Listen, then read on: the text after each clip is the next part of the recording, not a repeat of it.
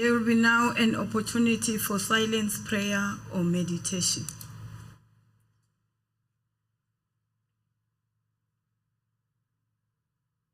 We may be seated.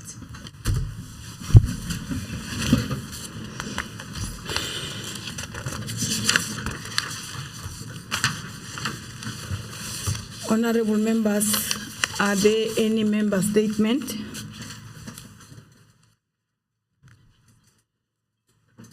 Honorable Masia.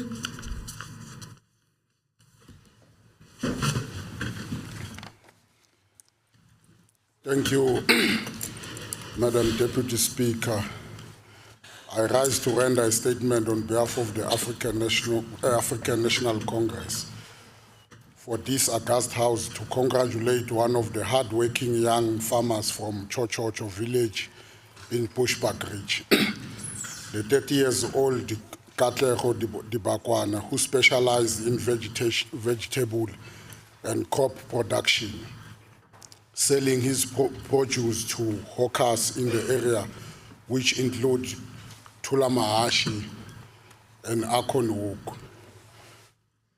Honorable Madam Deputy Speaker, the Mpumalanga Department of Agriculture has several programs and an initiative aimed at assessing young farmers like youth in agriculture, which aim to promote and support the involvement of young people in agriculture, and it provides training, mentorship, and financial support to young farmers to help them start and grow their farming businesses, to mention a few. As much as Mr. Dibakwana is doing well in farming, he is faced with numerous challenges.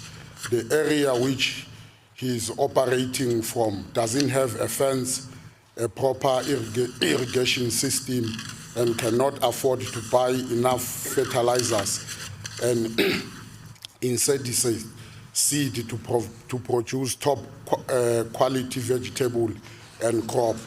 However, with the little resources at his disposal, he has managed to attract well-established supermarkets like Spar that are now interested in buying from him.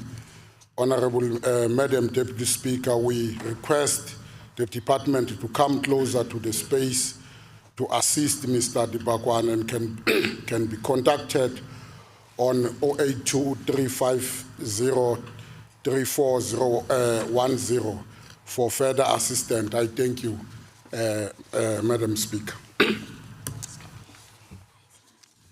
Thank you, Honorable MEC Shiva. Thank you very much, Honorable Deputy Speaker. Let me greet you and honorable members. I'm welcoming the statement from the honorable member. Yes, indeed, Honorable Deputy Speaker, we are assisting young farmers as indicated by our chairperson, the chairperson of the Portfolio Committee, in terms of the programs that we are having as a department. Your Fortune 40, Masibuyele Esbayeni, as well as the Pesgum Konomlim and other program, Deputy Speaker. So indeed, we will assist the young farmer, also to encourage other farmers, the young farmers, that they want to come to the space. I've also jotted down the number. Through CASP, Honorable Deputy Speaker, we will be able also to assist the young farmer. We are so happy that during this month of June, young farmers are coming to the fore.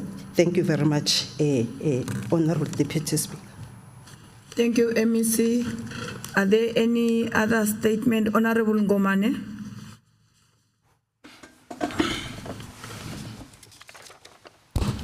Thank you, Deputy Speaker. The ANC would like to appreciate the MEC of Health together with the Executive Mayor of Mbombela for their prompt response in paying an unannounced visit to Temba Hospital following a social media post which alleged about the fake news with regard to provision of food in the hospital. Deputy Speaker, The social media post was misleading and malicious according to the department According to the department, all patients are served with proper food, stored and cooked in a clean environment. As the ANC, we wish to extend our gratitude to the leadership provided by the MEC and the executive mayor in ensuring that our people are better serviced, and we want to appeal to community members to follow due processes and refrain from sharing misleading information on social media. We will continue to ensure that our people have access to quality health care led by the MEC of Health, Honorable Manzini. I thank you. Thank you, Honorable Ngomane. Honorable MEC Manzini. Thank you very much, Honorable Deputy Speaker. Indeed, we want to argue with our request, our communities not to mislead the community. And our approach and the attitude of the department now is that if you say anything about the department, we're not going to respond in letters. We're going to go straight to where you're alleging that there is anything that is not done well and respond to our people. And indeed, we find that social media at night and in the morning were there to make sure that the truth is revealed to our communities, because that on its own, it does disrupt the services that we are providing, especially if you go there and those workers that are working there, they are saying, MEC, we are demoralized by all these negative things. Where we are doing good, people must say so. And where we're not doing good, they must also indicate for us to improve. But to wake up in the morning and just put a poster, that will make our people not to have confidence in the very own health facilities that they depend on, because those people, they don't have an option but to go to our hospital. So, but if people can do that, indeed, let us, all of us, condemn such things and promote what is good, because our people need those services. Thank you, Deputy Speaker. Thank you, Honorable Manzini. Any other member statement? Honorable Stolle.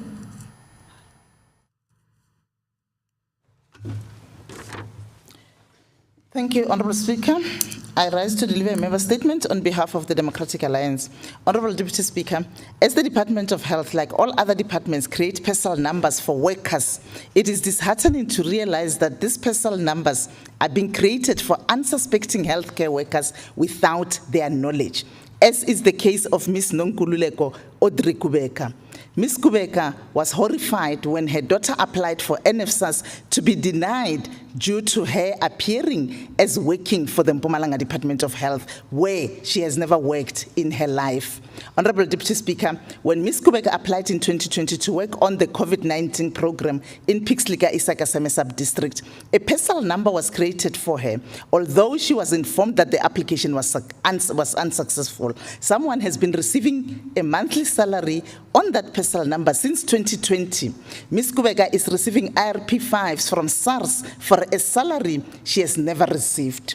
Honorable Deputy Speaker, this is very, very unfortunate, as Ms. Kubeka is currently at home and she is still unemployed. After knocking on many doors for help, she has now succumbed to depression. This government has deprived her child an opportunity to further their studies. Ms. Kubeka was told by district officials that the salary was stopped. But why was someone else being paid on her behalf in the first place? Because Ms. Kubeka has never worked for the Mpumalanga Department of Health, yet they created a personal number for her. Honorable Deputy Speaker, how many more Ms. Kubekas are there within the Department of Health? And the question is, now that the Honorable MEC is aware of this, what is she going to do about it? I thank you. Thank you, Honorable Stolle. Honorable MEC Manzini. Thank you very much, Deputy Speaker. We welcome the statement by Honorable Sithole. Indeed, it's a sad story and something that we are not going to promote. And we want to appreciate that honorable members, as they receive such things, they must forward it to us so that we deal with it and assist our people. I'll request the copy from Honorable Stolle so that we can do a proper investigation. And of course, not only investigation, consequences in terms of whosoever that is responsible. And indeed, she's correct that maybe there are other people in the same condition as this one that she's raising. But this one, be rest assured, we're going to investigate, and consequences of whosoever that is responsible. And I commit as an MEC that that will be done. And we appreciate the statement. Thank you very much. Thank you, Honorable MEC. Honorable Malachi. Thank you, Honorable Speaker. I rise on behalf of the Economic Freedom Fighters to deliver the member statement. Honorable Speaker, in 2020, the Dr. Jace Moroka, Likwa, Emalahleni local municipalities were placed under Section 106. Honorable Speaker, it is now over 3 years since these municipalities were placed under Section 106, and yet we have not received any feedback and progress made thus far. We find it odd and concerning that there is no report with all the recommendations being presented before the public. Economic Freedom Fighters, as the main opposition in the House, would like to ask the MEC responsible for COGTA to finish us with the report and also measures implemented to remedy the situation and bring stability to these municipalities. Honorable Speaker, the Likwa local municipality alone owed over 1 billion to ESCOM and its defunct water treatment plant polluting the Val River. Other challenges faced with these municipalities include regressed audit outcome, long-term senior management vacancy, poor internal controls for key business processes such as supply chain and contract management, poor revenue, debt collection and asset management, aging infrastructure and dysfunctional electricity, water and sanitation delivery. This municipality struggle with political instability. I thank you. Thank you. Honorable MEC for COGTA is not here and the leader of government. Can you take the response, Mashiva?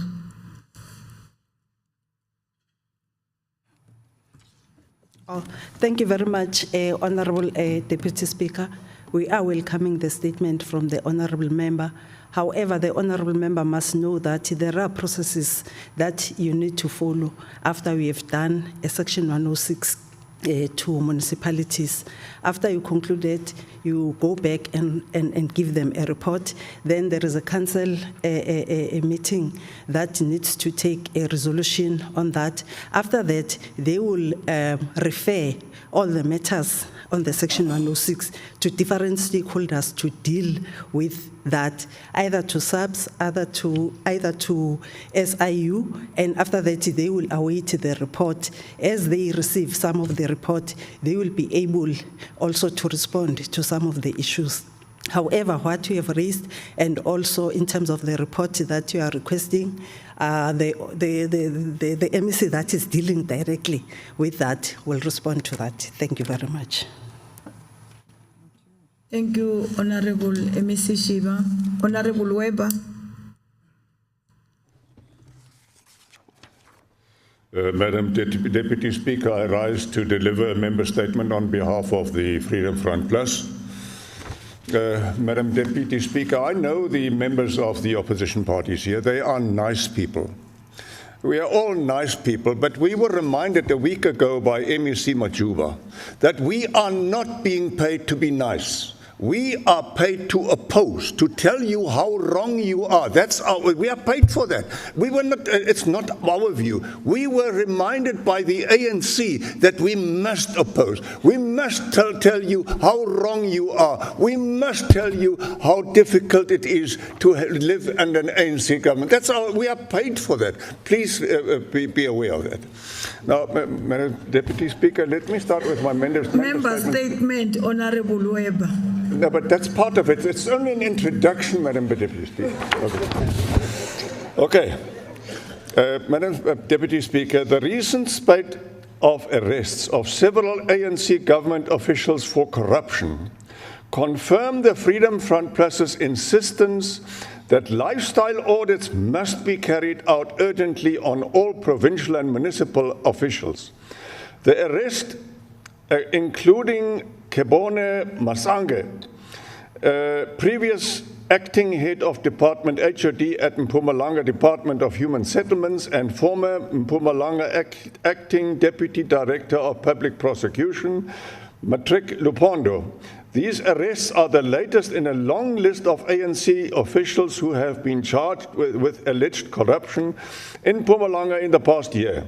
On several occasions, the Freedom Front Plus reminded the Premier of Mpumalanga, Refulwe Ntsipane, of her promise to carry out lifestyle audits on all officials. The party also requested that a deadline be linked to the lifestyle audits, that those found guilty of corruption should not get away with a warning or a fine. The focus should not only be on officials who interact directly with the public, but on all officials, regardless of the type of position they hold, in order to eradicate all forms of crime.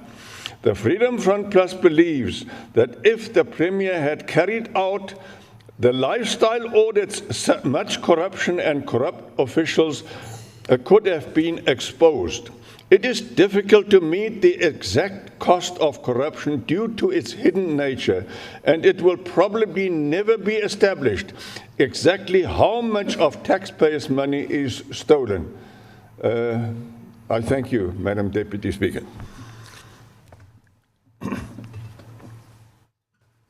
Thank you, Honorable Weber. Honorable Hlope.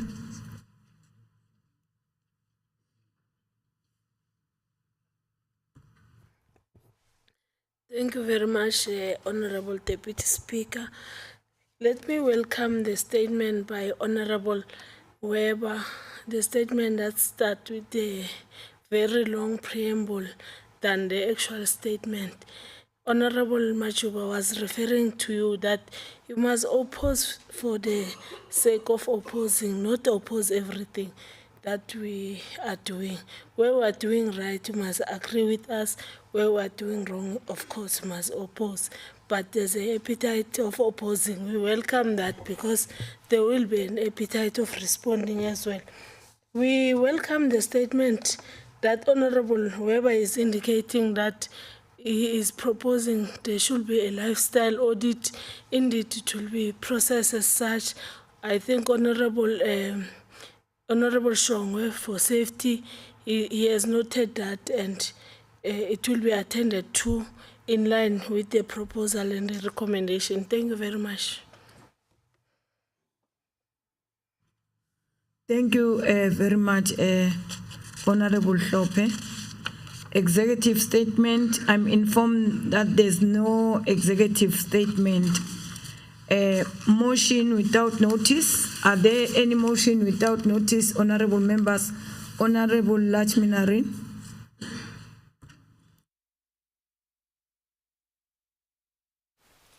Greetings, Madam Deputy Speaker, and to the House at large. Honorable Deputy Speaker, I rise on behalf of the African National Congress to pass our deepest condolences to the family of former Bafana Bafana coach, Clive Barker. The much-loved Africa Cup of Nations winning coach passed away on Saturday, the 10th of June 2023, after a long illness battling with Lewy body dementia.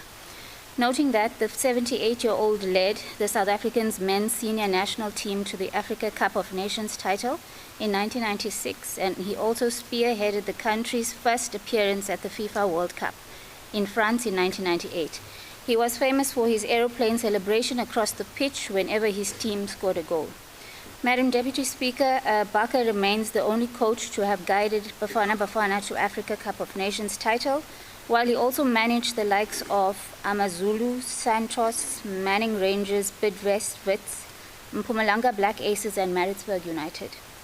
Honorable Deputy Speaker, I move that this House passes our deepest condolences to the Barker family, friends, and the football fraternity at large.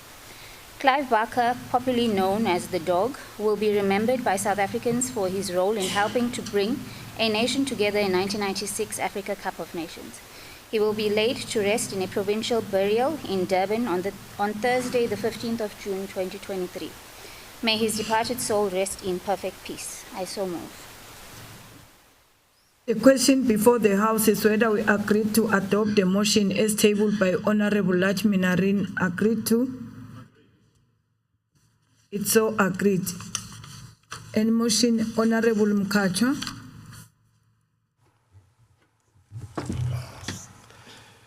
Thank you, Honorable Deputy Speaker. Greetings to yourself, the Chief Whip, members of the Executive Council, and all honorable members.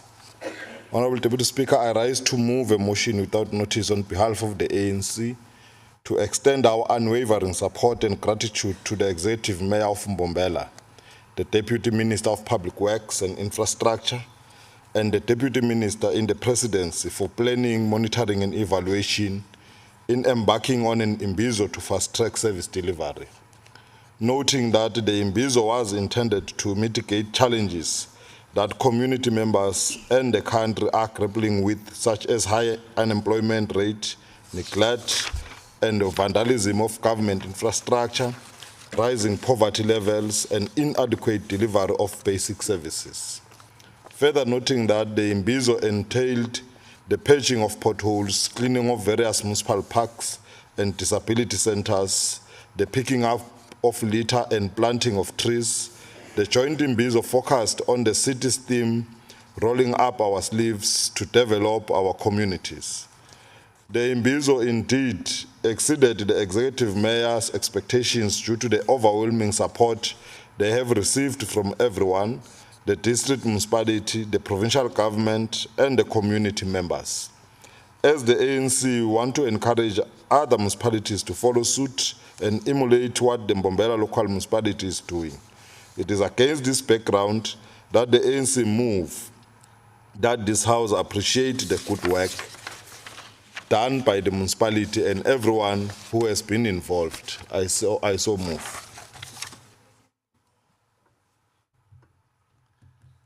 The question before the House is whether we agree to adopt the motion as tabled by Honorable Mkacha. Agreed to? It's so agreed. Other motion? Honorable Grobler. Thank you, Honorable Deputy Speaker, and good morning to the House at large. Honorable Deputy Speaker, I rise to deliver a motion without notice on behalf of the Democratic Alliance. Honorable Deputy Speaker, noting that the Currie Cup is the oldest rugby competition in the history of South Africa, and this coming weekend it will be the semi-finals for this competition. We're further noting that the Cheetahs will host the 4th place Blue Bulls, but that our local guys from Mpumalanga, the Mpumalanga Pumas, will play against the Sharks at Kings Park. Our boys have got a mammoth task this weekend because the last encounter between these two teams, the Sharks won 22-24 on the 12th of May 2023. I therefore want to tell our Mpumalanga Pumas that this House and the entire Mpumalanga is behind them, and I would like this House to send their good wishes and tell them to win the semi-finals and then bring the cup home. Thank you, Deputy Speaker.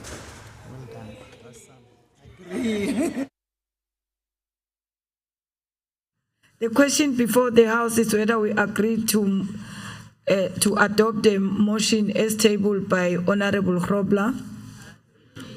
It's so agreed. Honorable Nyembe.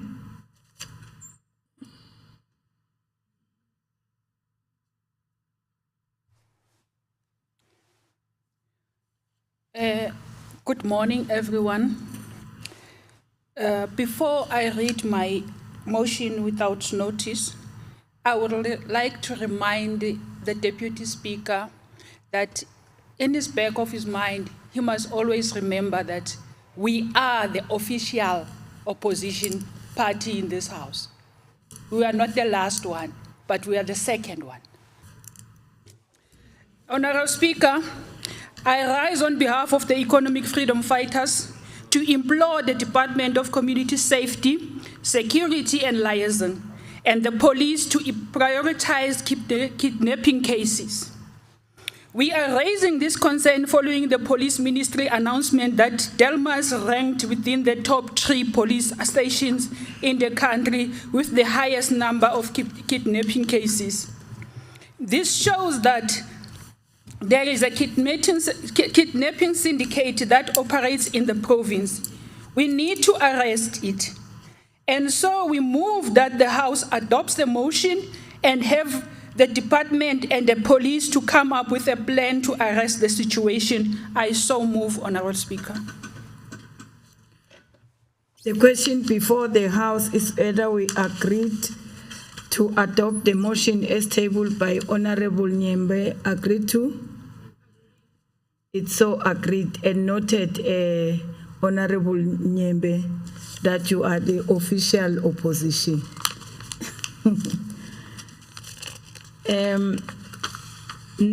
Honorable Weber.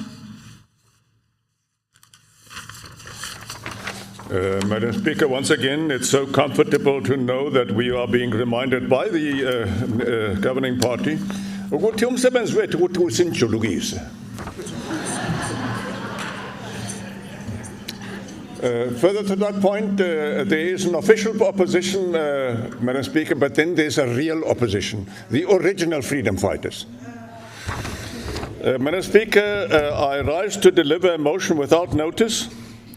Power substations, when switched back on after load shedding, cannot handle the power surges and then kick out to the great frustration of residents across the province.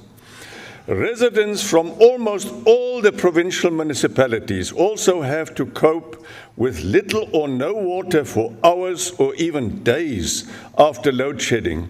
Many communities are currently dependent on water tanks for drinking water. The community of Brayton in the Sugaligwa municipality has had to cope without water for more than a year now. There simply is not enough time between load shedding for the water supply network to fill up reservoirs. All water supply plants, including pumping stations and sewage plants in Mpumalanga, must be permanently exempted from load shedding. Continued load shedding not only disrupts water supply, but does significant damage to equipment and infrastructure, exacerbating the problems.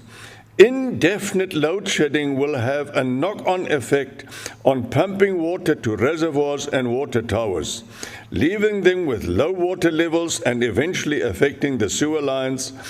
There is an imminent risk that sewage will run into our water resources and overflow on the streets of Mpumalanga. That is why the Freedom Front Plus calls for water reservoirs to be exempt from load shedding to avoid water interruptions and pollutions or contamination of provincial water sources. I so move, Madam Deputy Speaker. The question before the House is whether we agreed to adopt the motion as tabled by Honorable Weber. Agreed to? The motion is defeated. Notices of motion. Are there any notices of motion?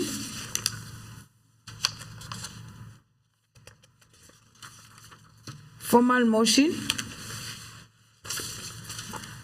I'm informed that there's no formal motion. The Secretary shall read the first order of the day. Order number 1, Policy and Budget Speech on Vote 8, Department of Public Works, Roads and Transport. I'll now call upon the MEC for Public Works, Road and Transport, Honorable MP Ndlovu, to deliver the policy and budget speech.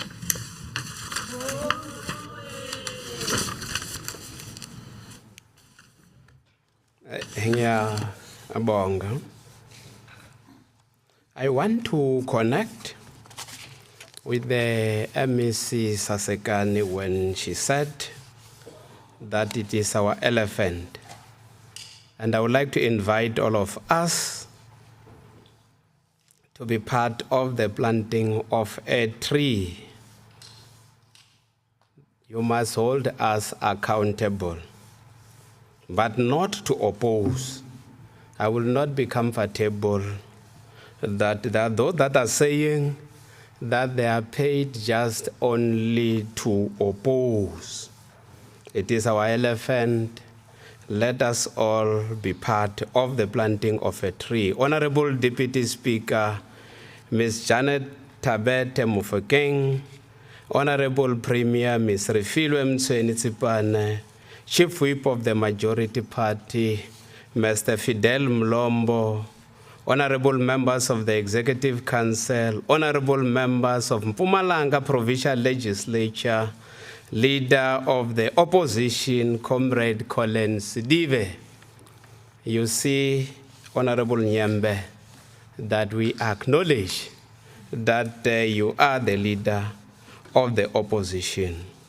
Honorable Chairperson of the Portfolio Committee on Public Works, Roads and Transport, Ms. Nora Mahlangu, as well as members of the committee, Chairperson of the House of Traditional Leaders, Hoshi Mkwena, and members of the House of Traditional Leaders, executive mayors and councillors present, Director General, Mr. Makuku Mampuru, Head of the Department, Mr. Charles Mrolo, senior managers and all employees of the department, heads of department and chief executive officers of our entities, leadership of the ANC and the alliance partners, leadership of Santaco and NTA, Comrade Manora Fakude, Pastor Manana, comrades and compatriots, Bus Industries, TASA President, Provincial Commissioner, invited guests, and all participants on various virtual platforms, representative of the media, ladies and gentlemen, I greet you all in the name of governance of the government, the people, in an important month, which is celebrated annually, the Youth Month. We celebrate the contribution made by the youth of our beloved country in the struggle for the total emancipation of the historical marginalized, dispossessed, and displaced by the apartheid government. We celebrate the youth mindful of the huge and urgent task confronting all of us as a nation. Youth unemployment. We have to do something to uplift our young people out of this sorrowful and painful situation. The department needs a different type of a man, modest, honest and informed man that will be distinguishable by his or her actions, a man that wakes up every day, work very hard to ensure that our roads are smooth, well constructed, potholes are patched, ensure that passengers are safe on our roads and our projects are completed on time, a man that participates in the important project of building a better life for all. Honorable members, former ANC President O.R. Tambo warned us that we must wait up until we'll be in power. He said that at that stage we'll realize that it's actually more difficult to keep the power than to wage a liberation war. People will be expecting a lot of service from you. These hopes are not misplaced. Our people expect more from us because they have trust in our capacity to do so. They are with us in the understanding that fundamental change takes time and that this too is not reason for complacency. Change will not come. I said that this is our elephant. Change will not come if we wait for some other person or if we wait for some other time. We are the ones who have been waiting for. We are the change that we seek, said Barack Obama. For the past 29 years, the governing party has been paying special attention on the complex program of transformation and redress. This month, we're a year before the 2024 general elections. Our account year brings to closer the medium-term strategic framework 2019-2024 of the sixth administration. our presentation today take this into account. COVID-19 defocused all of us from the MTSF towards the health crisis.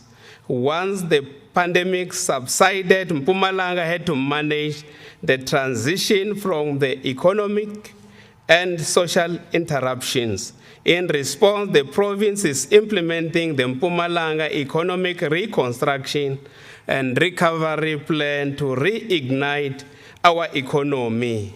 The economy of the province is shrinking. Infrastructure acts as a support system for production activity in the economy and thereby contributes to economic development. Infrastructure increases productivity, encourages investment, generates leakage in production, and enhances size of the market.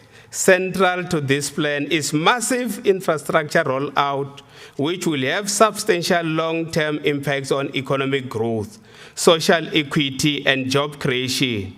We are revising the Mpumalanga Infrastructure Master Plan, which is to be completed by the end of July 2023.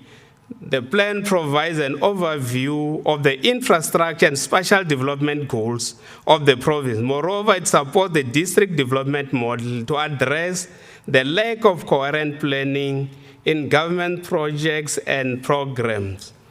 We support the vision of the minister to reduce spending on rentals. I think I must repeat this, that we support the vision of our minister, Sinhle Zikalala, to reduce spending on rentals. We are paying bonds for landlords. As a province, we are building the state-of-the-art parliamentary village to accommodate all our public representatives. This project will be completed before the end of this year. We also intend to enter into an arrangement with property investors that will provide the department an opportunity to rent property for an agreed period. At the end, the property will be transferred to the department. We are resuscitating a well-articulated, deserted program, BOT, build, operate, and transfer.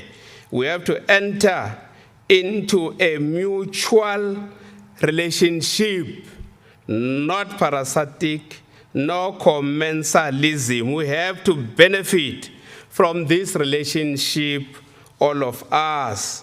We are willing to utilize the front-loading funding concept, which can assist the department to accelerate building of our own offices while protecting the cash flow of the department.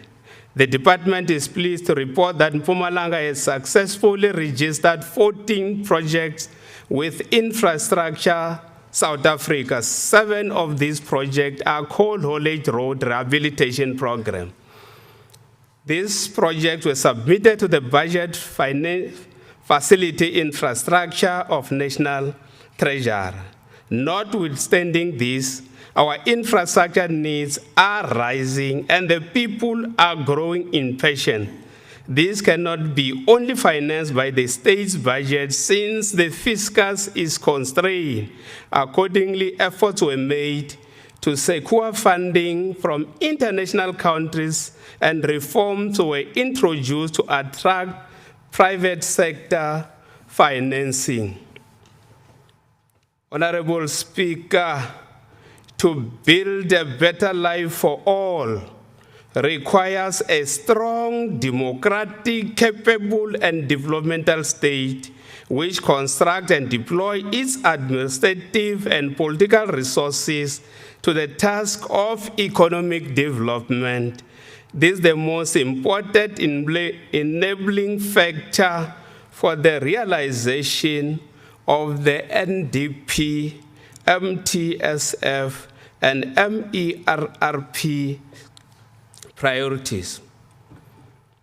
In pursuance of this objective, we advertise 583 posts from salary level 2 to 12. The department managed to fill 170 posts and concluded interviews for 262 posts. Overall, we have completed 432 posts, which is equivalent to 74%. The department is earmarking posts which will strengthen its capacity to fulfill its mandate. These posts include 18 boiler operators, 9 assistants, boiler operators, 221 road workers, 20 groundsmen, 20 cleaners, and other critical personnel to our regional mechanical workshops. At the height of this noble program of building a capable and developmental state is the prioritization of the principle of meritocracy when appointing senior managers. The department commits to appoint individuals with talent, integrity, morality, and strong leadership in the department. In April 2023, we advertised 7 senior management posts to strengthen our capacity at management level.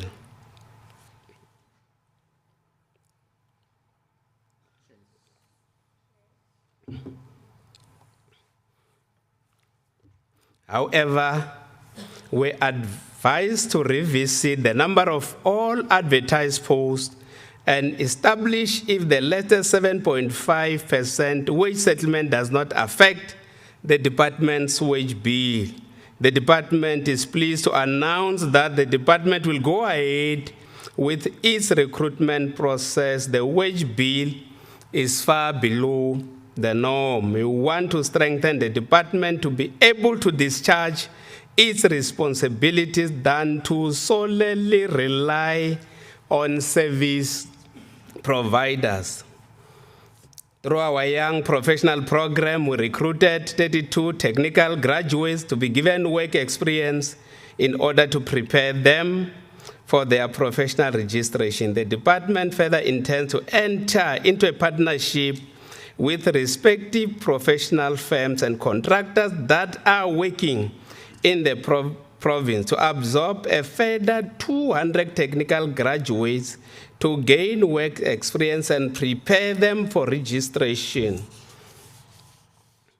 Moreover, the department has partners with Construction, Education and Training Authority and Bank Sector Education Training Authority to massify job creation for the youth. The department intends to place 300 interns in other disciplines during this current financial year. The department acknowledges that CETA also funds our learnership program, which will benefit 700 unemployed youth. The program will give 300 young people work experience in road construction projects, 150 in short skills program, 150 in learnership, 100 in artisan recognition of prior learning, and 50 in TVET placement. Furthermore, the department is engaging with Transport Education and Training Authority and Manufacturing Engineering and related Services Sector Education and Training Authority to fund placement of 100 artisans in mechanical, instrumentation, plumbing, and welding.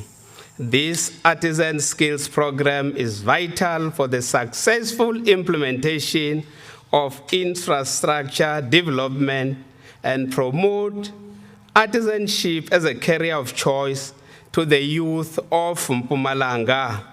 The department has a close working relationship with Transport Education and Training Authority. Jointly, we trained 100 traffic officers last year, of which 96 successfully completed their studies. We are in a process of placing these traffic officers. Madam Speaker, in 2022-23 financial year, the department facilitated the training of 996 beneficiaries in all the departmental training programs. For 2023-24 financial year, the number has increased by 114 to 1,110. We are committed to empower the youth with education and experience. The idea is to offer every young person who's willing to work an opportunity to participate in building this province. Participants in these targeted skill development programs have the opportunity to equip themselves with knowledge and skills. The department is grateful to sector education and training authorities for partnering with us. The department has multi-skilling programs targeting prospective employees for 2022-23 financial year, and approximately 1.2 million was invested in formal learning and development of our employees. For 2023-24 financial year, 3.1 million is set aside to capacitate our employees. Madam Speaker, the three forces that influence this service delivery model that the department has opted: firstly, the impact of COVID-19 on service delivery. The pandemic has magnified Mpumalanga's social and economic crisis, further straining the public purse. With more demand for spending, it is more critical to ensure that the department spend within its means to get the expected outcomes. There's a need for us to always seek value for money and constantly strive to improve and innovate so that we can do more with less. Secondly, the rise of digital technology has been a powerful influence on how we work. Technology has become an increasingly important part of service delivery and a critical tool for our workforce. The fourth industrial revolution has led to a quantum leap as far as adoption of ICT solutions, as we speak, to be more responsive and effective. Inherently, this has led to increase the budget for hardware and software equipment. Thirdly, the adoption of the integrated governance approach is necessary as per the district development model. South Africa is a unitary state with three interrelated, interdependent spheres of government with clear and well-defined roles and responsibilities. We should review and align our operation to achieve one plan, one budget.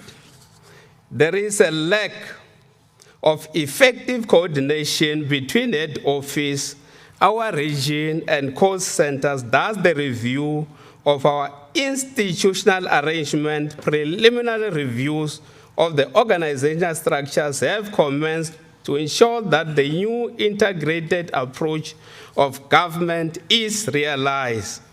Equally, the availability of plant and equipment form the backbone of provision of integrated service delivery. For roads maintenance, they are standard minimum requirements for a region or a cost center to function optimally. We'll establish one team per region. Each team will have a minibus to transport road workers to site. In the past, we did not have a bus in some of the regions and were expected to transport our workers to work. So we are going to purchase a bus for each region. We have started the process. And each team will at least have a grader, a tipper truck, water tanker, TLB, roller, excavator, front-end loader, low bed and pothole patching machines are required to enhance condition of our road network. We'll keep all our regions and cost centers with human personnel and working tools to fulfill our mandate. For this financial year, we envisage to have our cost centers operating at an optimal level. The department experiences breakdowns of its plans. This has a ripple effect. Less time is spent at work and more on plant hire. We are resuscitating our regional workshops to service, repair, and conduct maintenance of government fleets, especially those that are outside of warrant. For this financial year, the department will roll out network connectivity to 7 sites: Mayflower, Driekopies, Akornook, Malamule, Valbank, Grayling Stand, and Belfast. This initiative will not only enable deployment of the maintenance management system in these cost centers, but other transversal systems as well. Honorable Speaker, conflict of interest is a problem that affects our institution. We urge all our public representatives and public servants to develop consciousness, to respect and acknowledge that we are entrusted to distribute the resources of our people. They are not our resources. We should prioritize our people, not ourselves. Leaders eat last. We are called to give services, not to be serviced. Corruption has a potential to derail the creation of a better life for all. It is a cancer that we have to deal with. Various internal controls are in place to mitigate against corruption. We have made financial disclosures mandatory for certain officials. These are SMS members, management at level 9 to 12, occupation-specific dispensation officials, all officials in supply chain management, financial accounting and expenditure section, as well as ethics officers. These and other controls will go a long way towards regaining client and most specifically public trust. I hope that I am also able to respond to the concern which was raised by Mr. Weber. Over the last 29 years, the department has been in the forefront to support a massive push of addressing infrastructure backlog. For 2022-23 financial year, the department administered 2.680 billion for building and maintenance of social infrastructure. This amount was directed towards the completion of 149 projects and for other multi-year projects which are continuous. The department completed 134 projects for the Department of Education, 3 for health, 3 for culture, sport, and recreation, 2 for social development, and 7 maintenance projects for our department. Through this capital investment, the department supported jobs creation, economic empowerment, and spatial transformation.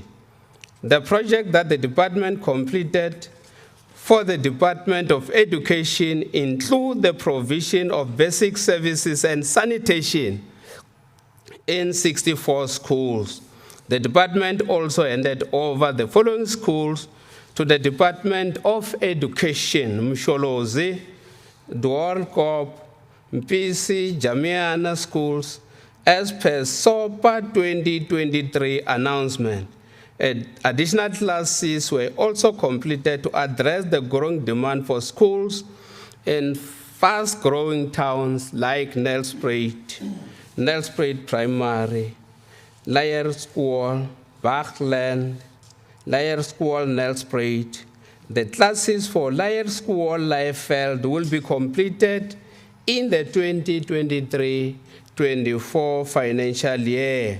Honorable Speaker, the department completed health facilities and handed them to the Department of Health for utilization. Betali Hospital, emergency repair and installation of lifts at Standerton Hospital, and innovative building technology structures for Kwamhlanga Hospital.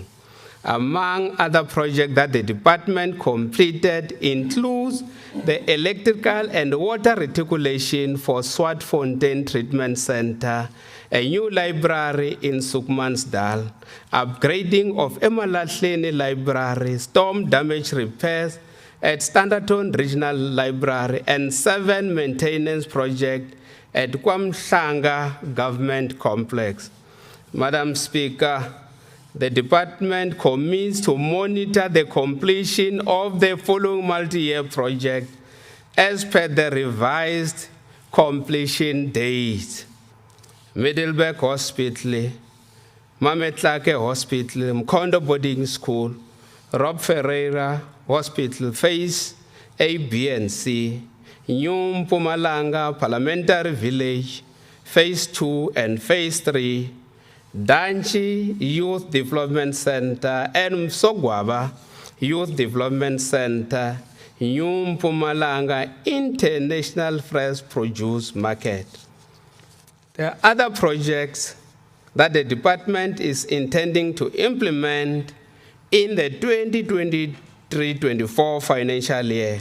178 projects are at design stage, 164 at construction, 5 maintenance projects. A total of 121 projects are for the Department of Education. You can see that we are prioritizing the future of our children. 11 for health, 12 for culture, sport and recreation, 5 for social development, and 15 special projects for the department. Honorable Speaker, in the past 12 months, we conducted an assessment on the condition of 120 properties across the province. The department also convened several meetings with all user departments to discuss and advise them on their user asset management plans in line with Government Immovable Asset Management Act.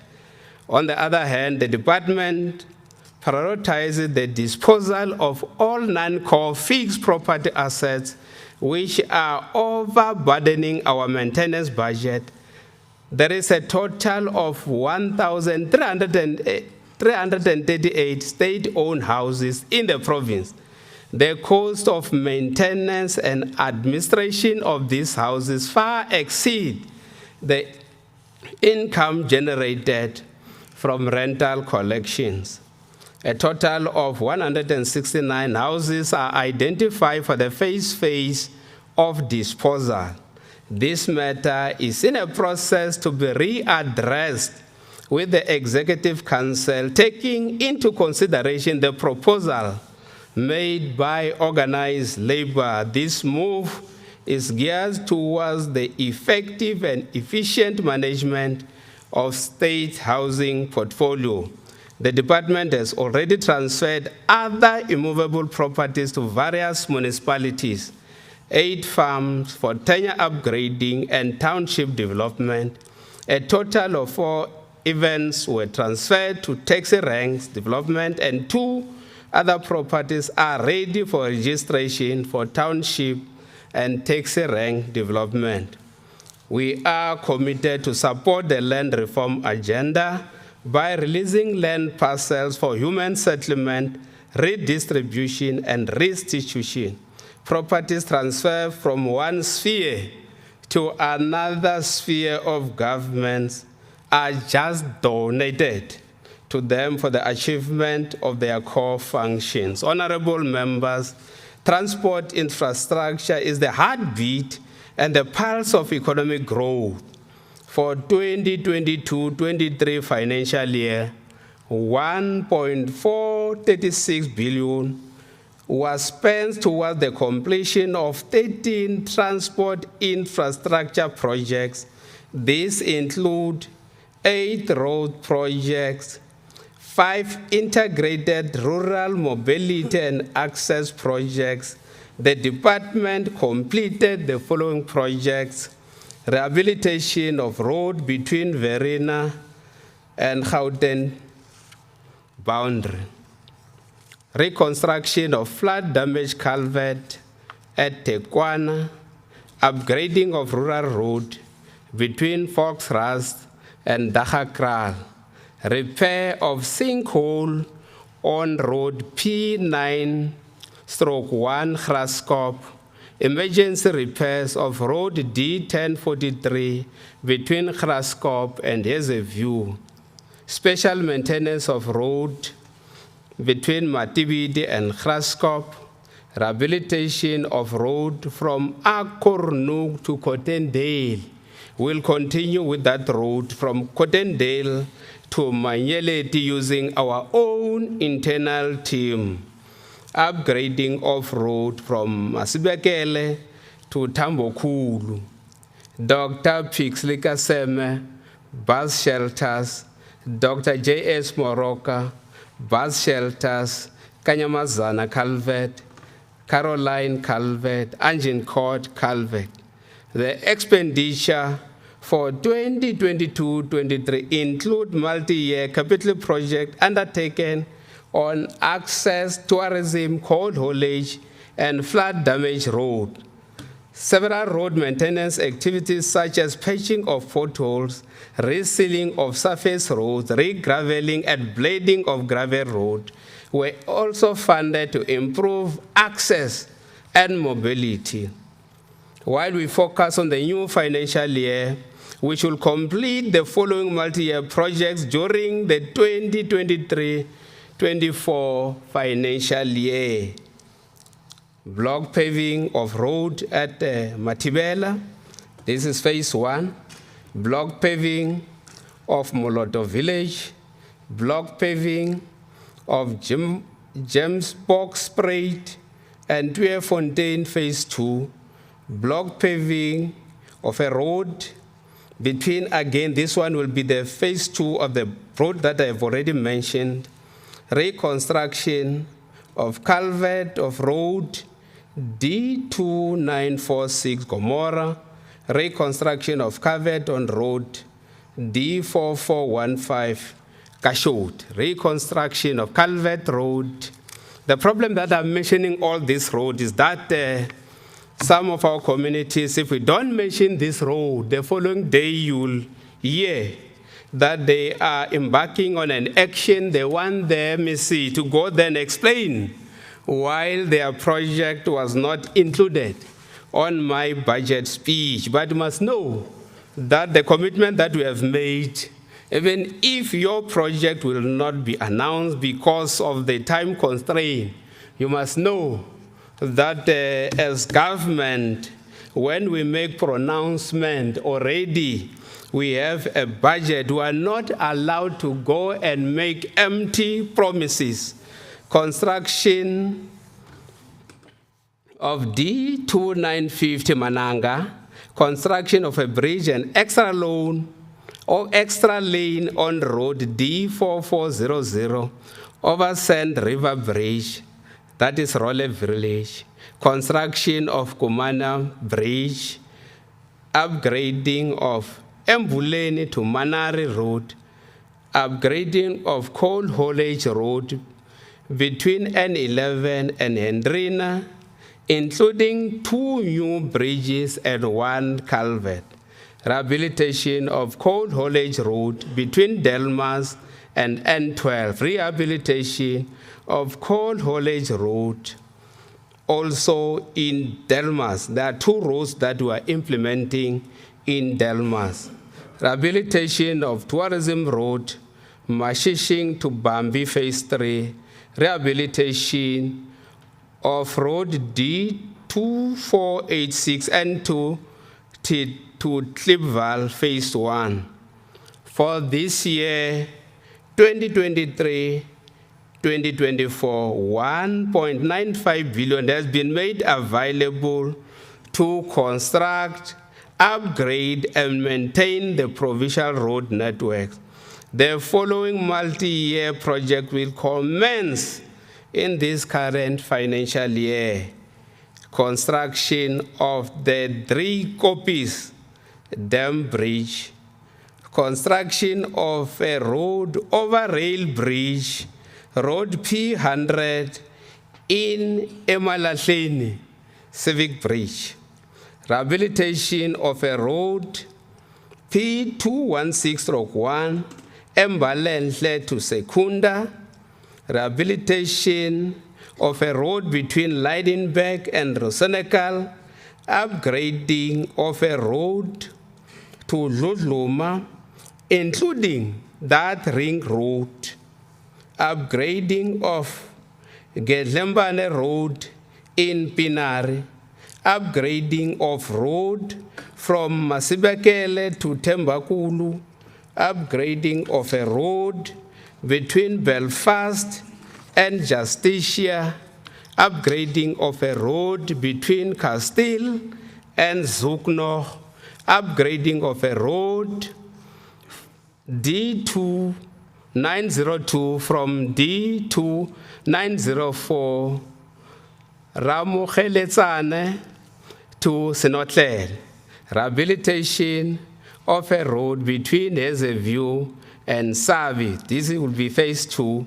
Rehabilitation of Cold Haulage Road P26-5 from D1386, that is between Caroline and Brighton.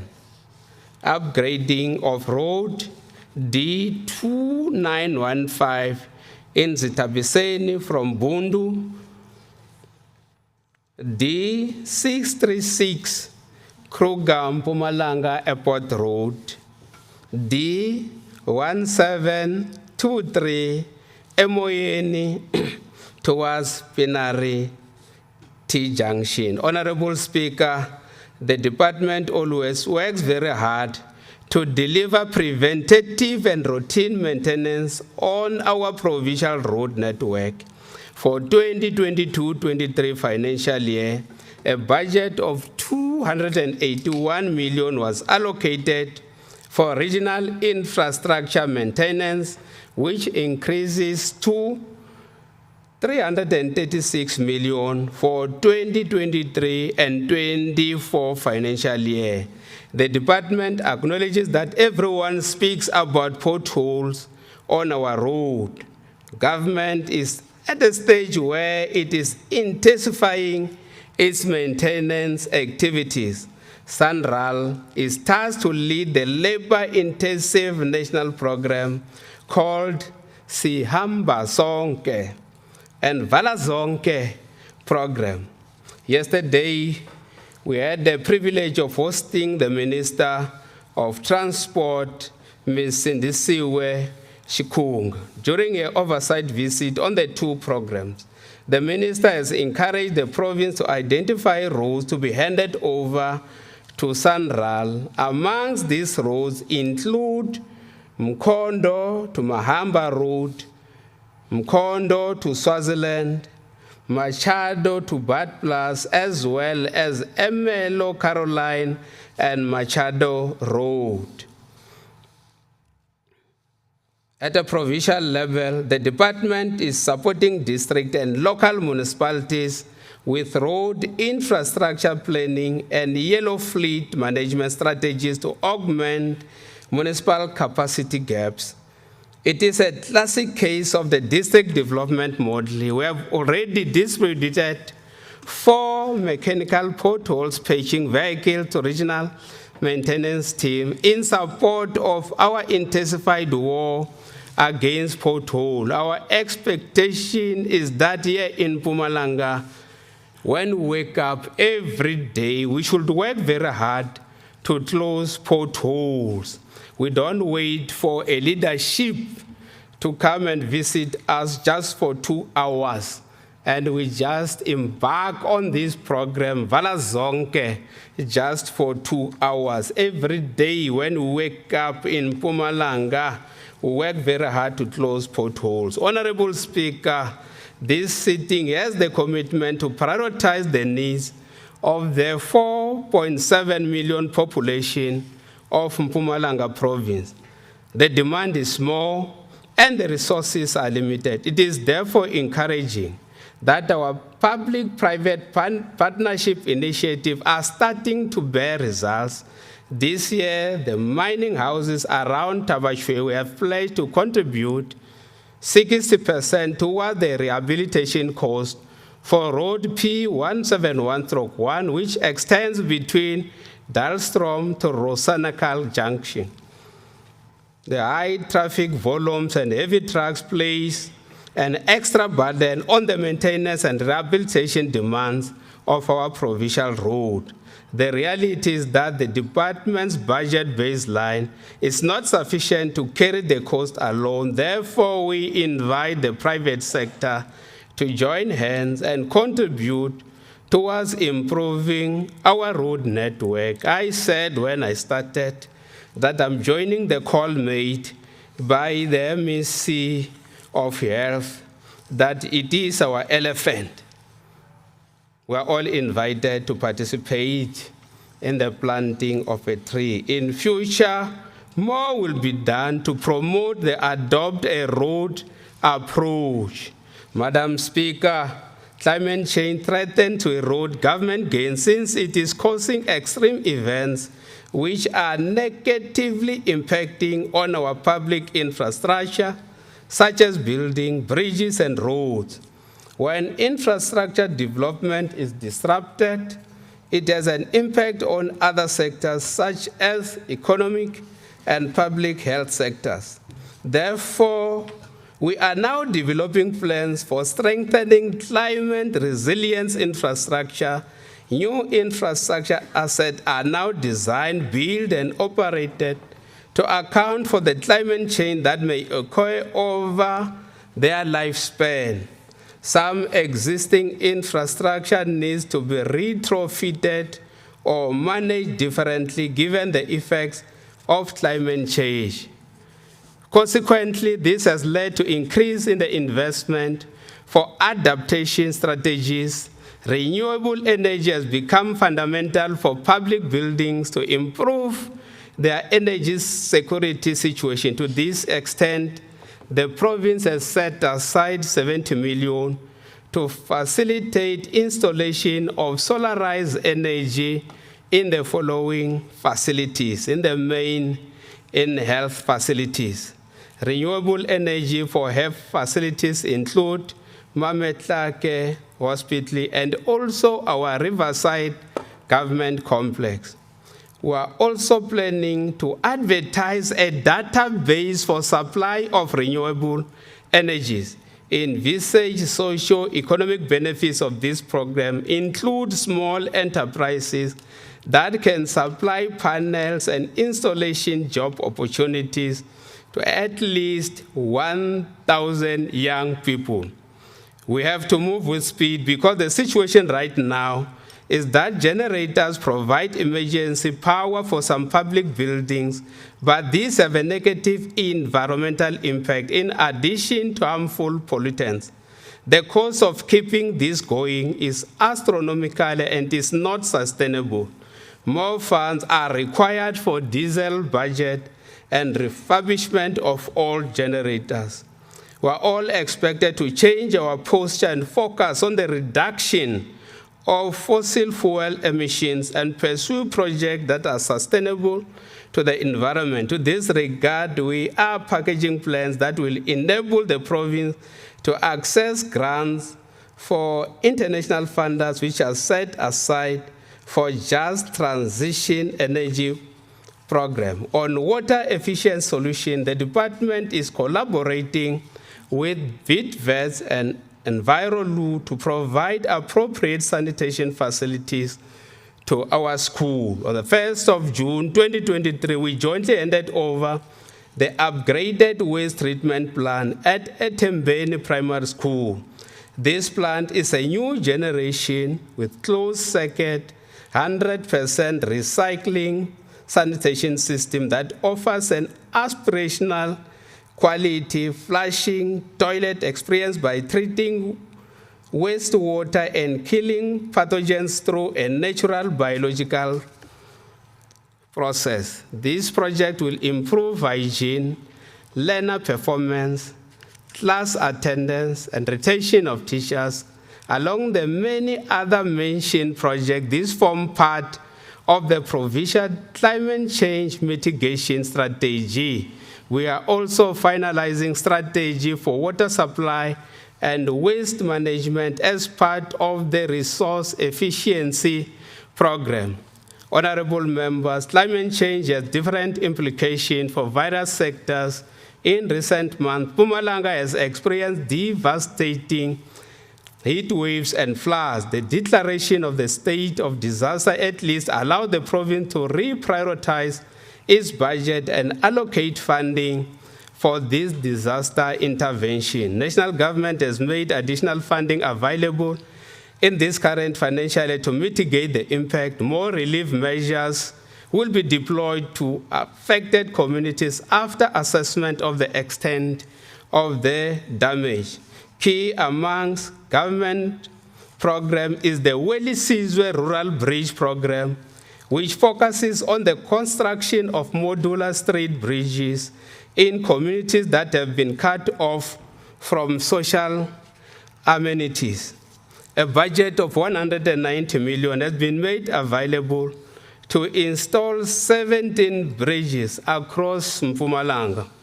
Honorable members, it is our intention to do everything possible to deliver projects on time, within budget, and of superior quality to avoid unnecessary overruns. We urge our client departments to pay invoices within the prescribed 30 days. We'll do our part and strengthen project and contract management. Let us also welcome the decision by the Executive Council to approve the use of multiple implementing agents for infrastructure delivery in the province. The Development Bank for Southern Africa and Independent Development Trust will complement the existing technical capacity of the department. Apart from being the implementing agent, the department serves as a custodian of all Mpumalanga provincial government immovable assets. While we are the owner, we rely heavily on availability of funds from user department to do the required maintenance work. By investing in maintenance, we preserve the lifespan of our asset. We have set aside 742 million to benefit approximately 135,000 commuters who use buses on a daily basis. In addition, approximately 462 million has been made available for the transportation of approximately 63,000 learners to various schools. Chairs. As part of building internal capacity, we are forging ahead with our efforts to insource the monitoring of scholar transport services, more so because law enforcement is a core mandate of the Transport Inspectorate Unit. We'll be ready to recruit the required traffic officers once all the modalities of such a move have been completed. Madam Speaker, according to Statistics SA 2020 Household Survey, taxi operators transport over 15 million commuters every day, while bus operators transport around 4.7 million commuters, which just contribute 19.8% of the public transport users. Children get to and from schools every day, and adults are able to get to work so that they can provide for their families. The minibus taxi industry currently provides employment for 650,000 people who currently work as taxi drivers, queue marshals, car washers, and informal vendors in taxi rank, as well as administrative support. Despite this, taxi are excluded from the public transport scheme, unlocking economic opportunities and enabling the taxi economic participation in the mainstream economy remains an important part of transforming the public transport industry. The economic benefits from government subsidy scheme must reach every single operator, driver, and worker in the industry. On the 6-7 June 2023, the department convened a taxi endeavor where stakeholders gathered to discuss matters that affect their industry. They were very happy that the event was graced by the Honorable Premier, Refilwe Mtsweni Tsipane, who encouraged all delegates to forge ahead with unity. In the main, the endeavor was centered on formalizing and professionalizing the industry. We also sought to establish progress on the implementation of resolutions that were taken in the past Mahutla. In summary, the endeavor agreed on the following new resolutions, among others: 1 municipality, 1 taxi association, establishment of a provincial panel of eminent people to deal with issues of unity and leadership, organized taxi endeavor, taxi industry business summit to identify business opportunities within the industry, education campaign on public transport regulation, and gazetting of applications for operating licenses. Honorable members, this was not another talk shop. We are going to appoint a task team to track the implementation of all resolutions and report to us on a quarterly basis. Let me take this opportunity once more to thank our taxi operators for the robust engagement during the 2 days. Honorable Speaker, the department has made great strides to ensure an inclusive, safe, reliable transport system. We are working with municipalities to develop their integrated transport plans. At national level, the Department of Transport is processing the public transport subsidy policy, which will be published for comment soon after approval by the Cabinet. We are also supporting the parliamentary processes of the Transport Economic Regulation Bill, as well as the National Land Transport Amendment Bill for approval by March 2024.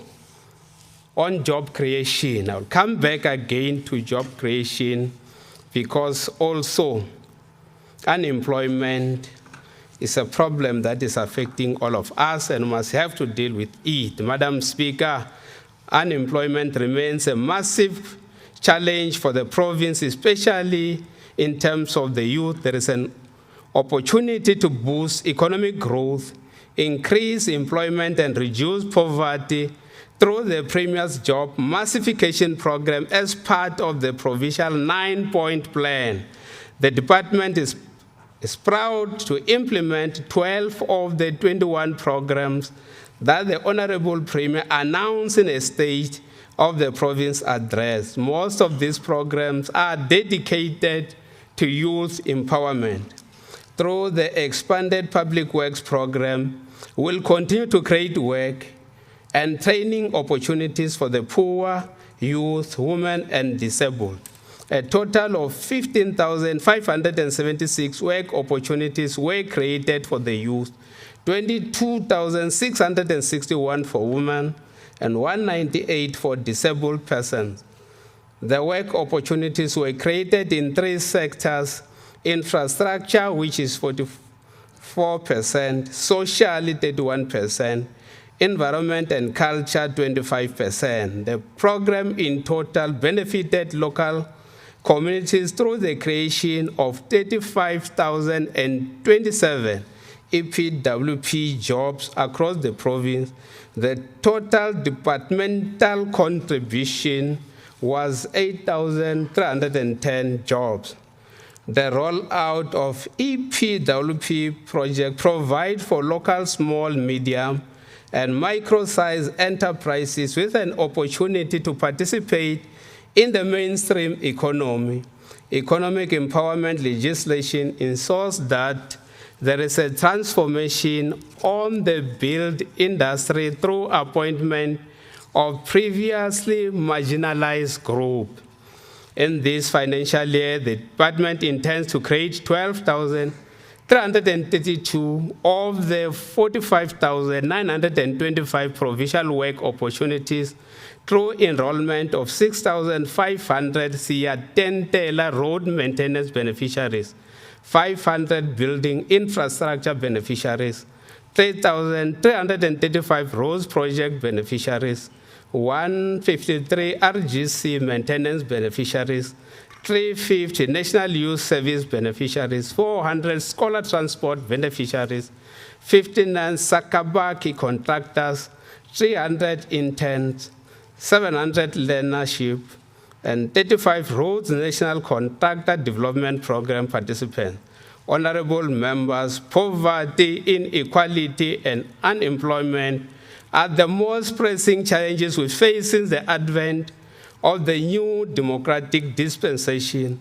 Reducing this triple challenge continues to be an overriding concern of our development policies and programs, from the implementation of the Reconstruction and Development Program in 1994 to the current National Development Plan, Vision 2030. The guiding principle as captured in the NDP is that no political democracies can survive and flourish if the mass of our people remain in poverty, without land, without tangible prospects for a better life.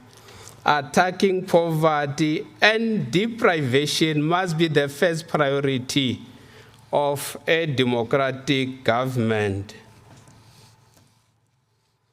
Allow me to express my gratitude to the ANC and the Honorable Premier for entrusting me with this critical portfolio. I appreciate the continuous support of the HOD, Mr. MC Morolo, and the entire staff.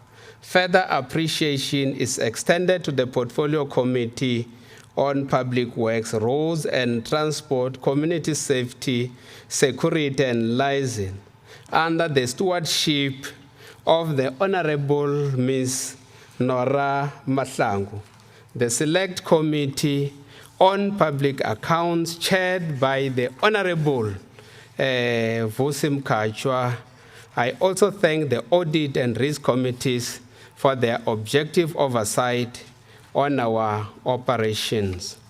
Madam Speaker, the department's overall budget allocation for 2023-24 experienced an increase of 473 million rand, or 9.5% when compared to the main appropriation budget in 2022-23 financial year. The increase mainly is on the provincial road maintenance grant, which has seen a substantial increase of 546 million to almost 1.452 billion. I beg this House to consider and approve the budget of the Department of Public Works, Roads and Transport, Vote 8, which is as follows. According to me, this budget is not an ambitious budget, it's an implementable budget. Administration, 358,440,000 rands. Public works infrastructure, 1,146,156,000 rands. Transport infrastructure, 2,487,214,000 rands. Transport, 1,379,206,000 rands. For community-based program, 95,767,000 rand. In total, 5,466,783,000. Don't wait for me. This is our elephant. Don't wait for me. Change will not come if we wait for some other persons or if we wait for some other time. We are the ones we have been waiting for. We are the change that we seek. I urge all of us not to think that I have all the solutions. We must all participate in finding solutions for the province. We have been conditioned to think that only politicians can solve our problems. But at some point, maybe we'll wake up and recognize that it was the politicians who created our problem. Ben Kassel, Ngiyabonga.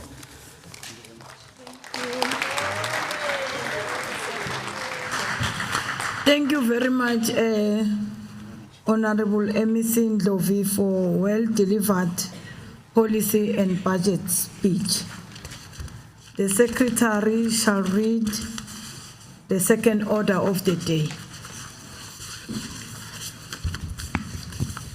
Order number 2, consideration and debate on a report of the Portfolio Committee on Public Works, Roads and Transport, Community Safety, Security and Liaison on Vote 8, Department of Public Works, Roads and Transport. I will now call upon the chairperson of the Portfolio Committee on Public Works, Roads and Transport, Community Safety, Security and Liaison, Honorable N. Mahlangu, to table the report. Thank you, Honorable Deputy Speaker. I rise on behalf of the Portfolio Committee to request the House to adopt the report as presented by MEC Ndlovu.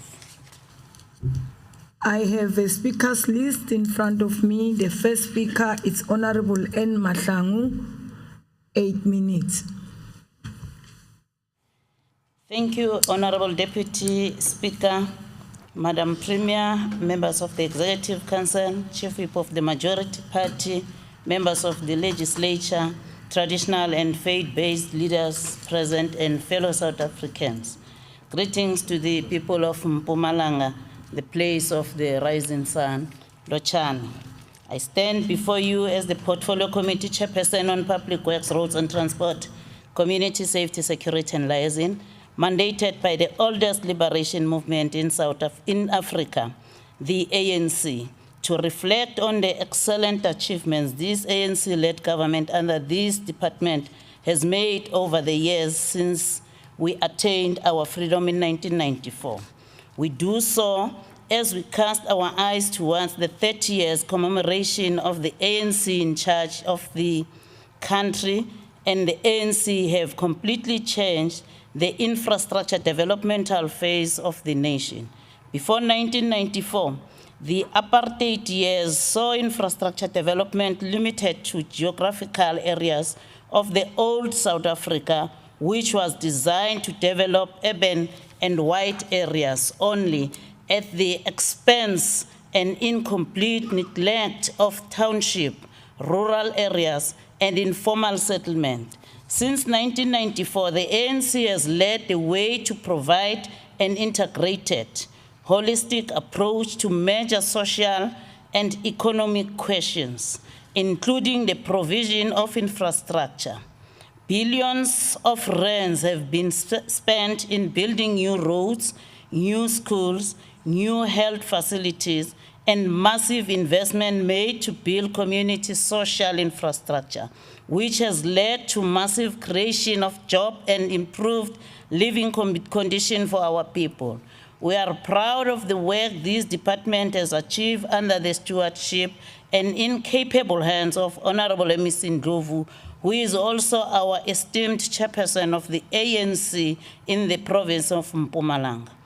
True to the call by President Ramaphosa that no one must be left behind, Honorable MEC Ndlovu has accurately amplified this call by ensuring that as we build new network of social infrastructure, massive jobs are created and quantifiable economic empowerment is extended to previously disadvantaged Black communities. High levels of infrastructure investment, particularly in transport, roads, telecommunication, energy, rail, create a competitive edge for the economy of Mpumalanga and make it more efficient, lowering the cost of production and therefore improving the environment for investment and job creation. These impacts are directly relevant to the strategic objectives of the National Democratic Revolution that include the need to deepen democracy, expand our people's well-being, and to create a true non-racial, non-sexist, and prosperous nation.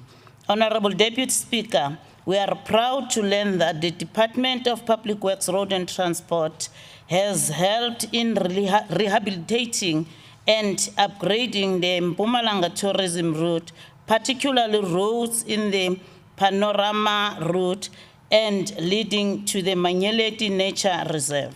This intervention, Honorable MEC, will go a long way in boosting job opportunities through the tourism sector. It is also encouraging to note that through the EPWP, our ANC-led government continued to create the much-needed work and training opportunities for the poor and unemployed. We welcome the fact that in the current financial year, EPWP has created 35,027 work opportunities through the use of labor-intensive methods. The majority of beneficiaries in this regard being youth, women, and people with disability. Indeed, the ANC is hard at work to create a better life for all. We are further thrilled to note that the transport sector EPWP coordination and monitoring has seen a budget increase by 19%, which is 3,054,000 from the prior year, with a corresponding increase on the planned target for job creation by public sector and public works. Indeed, this government of people is playing a strategic role in the efforts to end joblessness and poverty in this province. Siyakuba Sinkongolos. Honorable Deputy Speaker, the people of Mpumalanga would be proud and be excited to learn that the Mpumalanga International Fresh Produce Market is currently at 82% complete and targeted to be completed by November this year. That the Mkondo boarding school is at 89% complete and the contractual planned completion date is 30th of June this year. We are also exhilarated that the MEC is paying special attention to our rural people's need for roads by ensuring that a budget amount of 189,997,000 is allocated for the completion of 17 bridges under the Wellises Rural Bridges programs. Indeed, this is commendable work, MEC, and if needs be, we must ensure as a legislature we fully support you to increase the budget for this project to be completed. We also take this opportunity to call communities to stop disruption of project which leads to delays in their completion. On Mloto Corridor, Deputy Speaker, I would have not done justice if I could not, on behalf of the people of Mpumalanga, emphasize the point of ensuring that the department play a critical role regarding the following up that has been made with Treasury and Infrastructure South Africa on the registered budget pressure and possible funding solution to resuscitate the feasibility study on Moloto Rail. As I conclude, Honorable Speaker, with these words, on behalf of the ANC, I move that the House adopt this report, thereby approving the allocation of 5,466,783,000 for the Department of Public Works, Roads and Transport. Asna mona, asna nzondo, kodwa siyayidumisa i-ANC. I thank you. Thank you, Honorable Mahlangu. The next speaker is Honorable MC Sedibe. 5 minutes.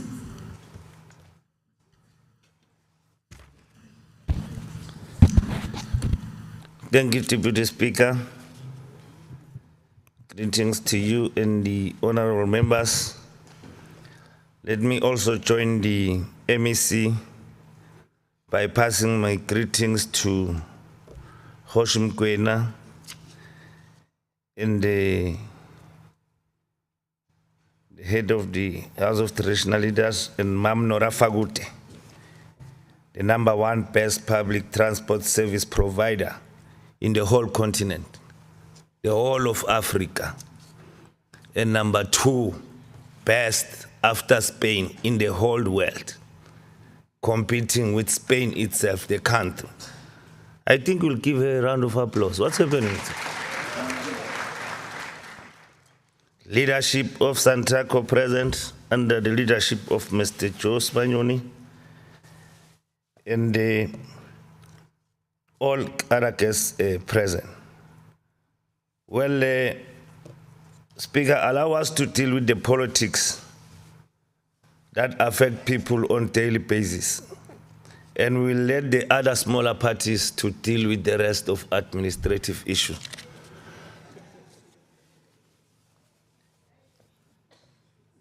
Yes, we always ask ourselves when approving such budgets of 5 billion for the provincial departments, in this case, Provincial Department of Public Works, Roads and Transport, how does this benefit our people? And how does it benefit the poor and the working class? All of us have a responsibility to continually question how do our decision benefit our people? I'm happy, Honorable Speaker, because the MEC in his speech, he kept on referring to SOPA, which was delivered by the Honorable Premier. Also, let me acknowledge and greet you, Premier, in your presence. My apologies.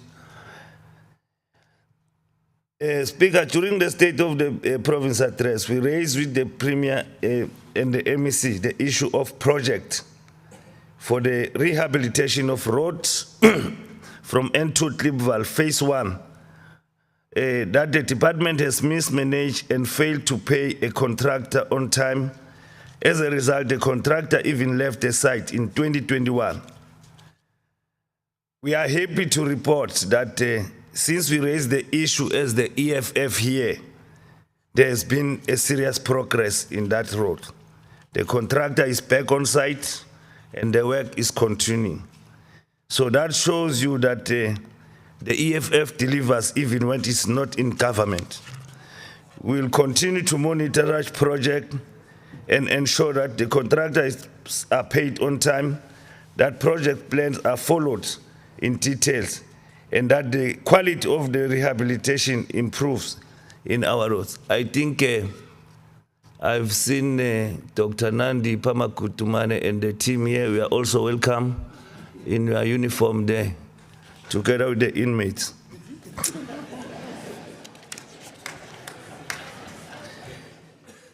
And I hope MEC we are addressing the issue of the 1,800 salaries for the EPWP, so that at least you align it with the ANC required minimum wage of 3,500, because the EFF minimum wage is 4,500, not 3,500. And I'm disappointed when you say we are creating sustainable jobs referring to EPWP. How EPWP are sustainable jobs when they are contractual, Honorable Speaker, and when they are not even paid the minimum wage which was declared by the same organization that is claiming to create sustainable jobs for our youth. Now, let me also greet my Commander-in-Chief. I will have made the mistake of the fastest growing movement in South Africa, and the diaspora. As I heard the Honorable Mahlangu that you are saying we are mandated by the biggest liberation movement in Africa. But you are not mentioning that the ailing and dying movement in Africa. You must also mention that, because it's over, whether you like it or not. But you are on public works today. Honorable Sedibe. Thank you, Honorable Speaker. Honorable Speaker, as we are speaking here, this department is facing countless and avoidable legal suits. This money that should be used to build strategic and critical infrastructure and transport infrastructure. Chairperson, this department is not compensating motorists who suffer from strategies because of potholes. I thank you. Thank you. The next speaker is Honorable Bigrobla. 4 minutes. Thank you, Honourable Deputy Speaker. I have spoken today, so I have greeted, but let me also greet the Premier. All protocol observed and respected. Honourable Deputy Speaker, it's an honour for me to represent the Democratic Alliance in this debate. Honourable Deputy Speaker, the MEC just delivered his budget speech for the Department of Public Works, Roads and Transport, a department which is pivotal for the movement and safety of people and goods on our roads, the upgrading and maintenance of government buildings, the construction and maintenance of economic and social infrastructure, and also for the provision of employment through the EPWP program. Honourable Deputy Speaker, the budget for the year in question increased to 5.467 billion rand, reflecting an increase of 474 million rand from the previous financial year. As the Democratic Alliance, we welcome the increase and the respective increased budget allocations for specific programs in public works infrastructure, transport operations, and community-based operations. Honourable Deputy Speaker, 4 minutes is too little to speak about this entire department, so I will just touch on 1 or 2 points. Firstly, I want to speak about the roads. The roads in our province is a means of bringing residents and people to places. It's a means of bringing goods which are produced by various entities like farmers and businesses in this province to the place where they should be. But the one I want to get to is roads is the way in which we can bring money into this province. When tourists come from outside of the province and they spend their money here, then they leave their money here, and that has a direct benefit to the local economic development of each municipality where they spend that money. Honourable Deputy Speaker, if you visit the Natal Highlands in the Umgeni municipality, there's dirt roads connecting the towns of Howick and Nottingham Road and the Midmar Dam. Dirt roads that are in such good condition that you can actually drive it with a low profile, low Mercedes-Benz like the MEC is driving, a dirt road. And I'm just thinking if we can take our dirt roads, just for one example, but there's others in the province as well. If we can take the dirt roads in the municipality of eMakazeni and we connect the 4 towns of Belfast, Dullstroom, Mashadu and Watervalboven with those dirt roads, and tourists can come from Gauteng and they can visit a beautiful place like Tonteldoos, which you take from Dullstroom to Tonteldoos, or we can fix the Kruisfontein North Road so that you can drive that road with a car that is not built for dirt roads. Then tourists will flock to the province, they will flock to that municipality, and the businesses there will flourish. Honourable MEC, you spoke long about the roads, and I'm happy about that. But I think it's important that we budget, that we plan, and most importantly, that we implement. The residents of these municipalities are desperately in need of better roads so that there can be economic development in those municipalities. Honourable Sidibe spoke about how do we benefit the poor with a budget like that, or a budget, this budget.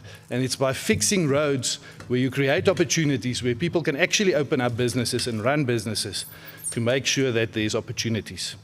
Honourable MEC, you were very positive about the BOT program. You mentioned the BOT program. Honourable Grobler. You said that I'm actually worried that the department is cutting that on that budget for the maintenance of buildings. We own too many buildings. Our buildings are deteriorating. As the Democratic Alliance, we say let's get rid of properties, specifically residential properties. Government doesn't need residential properties. Let's sell them, let's save on the rates and taxes, let's save on the maintenance of those buildings, and let's spend that money on our big schools, on our big hospitals, and our big offices in the province.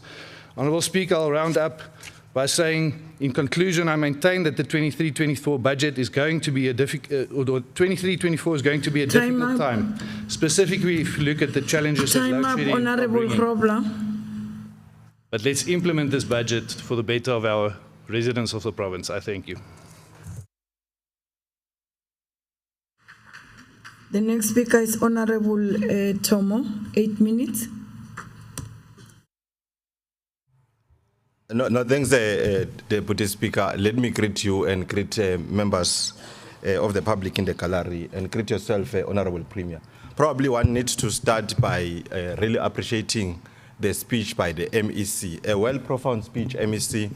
You have demonstrated by paralyzing the Honourable Sidibe today. He just rose up and he opted just to insult our EPWP workers. So he was very defeated and hopeless today. Thank you very much for that. Now, let me start by greeting you all members again. Honourable Speaker, ordinarily I am supposed to be deeply honoured to participate in this budget and policy debate of the Department of Public Works a few days after the youth of South Africa commemorated 21 years since the departure of our hero, Comrade Peter Moshobane Mokaba, the Lion of the North, and few days before we salute the youth of 1976 for their heroic deeds on June 16. Unfortunately, I'm not honored, Honorable Speaker, but rather deeply worried. I'm worried by the fact that the majority of young people whom I represent in this House remain in a sea of hopelessness and are stating an uncomfortable question: what does democracy mean, if anything? They ask this because they are the highest victims of unemployment, they are the highest victims of HIV and AIDS, they represent the highest section of people who are not in school or employment. They are the highest victims of drugs and alcohol abuse. Young women are the highest victims of gender-based violence. At worst, are still subjected to the sex for job by some authorities. Many are singing in the streets, Sizokhala Sibizubani, uPeter Mokaba engekho. Today's budget speech and policy speech by the MEC of Public Works, Roads and Transport, Honourable Mandla brings hope to the despondent youth of the province and maybe answers many of the questions the youth of our province are asking, as it places infrastructure development and job creation at the core center of economic development. The Department of Public Works, Roads and Transport is bestowed and charged with the responsibility to ensure that social and economic infrastructure contribute massively in the fight against unemployment and poverty. The department, as a delivery and custodian of infrastructure in the province, is servicing quite a number of departments, as mentioned by the Honourable MEC, such as education, health, social development, sports, arts and culture. Infrastructure investment and development is a cornerstone in ensuring fast economic growth and elevating poverty. It also immensely contributes in ensuring that people can access social and economic amenities. It also needs to emphasize the good quality infrastructure is important not only for faster economic growth, but also to ensure inclusive economy. By inclusive economy, I mean, Honourable Deputy Speaker, that benefits of growth are shared by the majority of the people of this province. Thus, the inclusive economy will lead to the lessening of poverty, reduction in income inequality in the country. Deputy Speaker, infrastructure is broadly classified into both social, economic. Social infrastructure is infrastructure that assists in stimulating educational, health-related, and culture-related standard of the people, like schools, hospitals, libraries, and so on and so forth. Whilst economic infrastructure is the infrastructure that contributes in encouraging the economic activities such as roads, railways, highways, electricity, telecommunication, water supply, and so on and so forth. Honorable Deputy Speaker, as a point of departure, the liberation icon Nelson Mandela once said, quote unquote, education is the most powerful weapon we can use to change the world. And I must say that I repeatedly borrowed the words from Madiba because Madiba made a promise to the youth of South Africa during his speech or his address in 1996, and he said, quote unquote, but let me say this, and say this with the utmost conviction, the nation owes you a clear policy and practical measure to ensure the youth contributes to and benefits from our new democracy. It is this department which is entrusted with the obligation that a number of boarding schools are constructed across the province, mainly to cater for learners who are living in farms, and to mention just one in is Mkhondo boarding school, which is to be completed soon within this financial year through the budget speech. Steve Chwete Emakhazen boarding schools, where our disadvantaged learners receive quality and accessible education, and this was never available during the repressive years. The department has also completed schools such as Magogeni Primary School, Mpumelelo Primary School, New Clarinet Primary School, respectively. We should note that the construction of these facilities was coupled by job creation and the implementation of social enterprise model, which is buying material to the local service providers.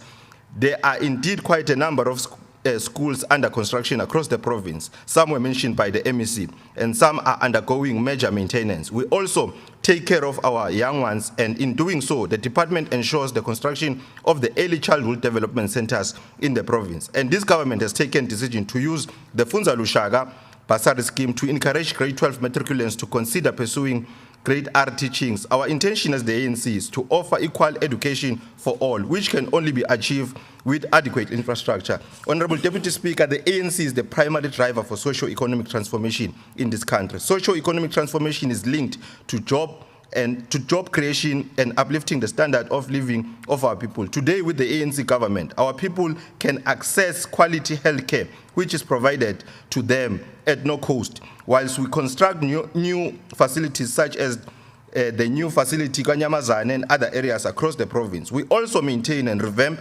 existing infrastructure. We have witnessed hospitals such as Rob Ferreira here in Nelspruit being revamped. People of Emalahleni will soon witness one of the state-of-the-art tertiary hospital, which will be named in honor of the late Executive Mayor, Comrade Lina Malach. The Mapulaneng Hospital is also to be considered. Hence, the significance of this vote does not only translate into mere construction of infrastructure, but goes beyond that, which is empowering our people with business opportunities, skills development, and employment. Honorable Deputy Speaker, the ANC is people-centered movement.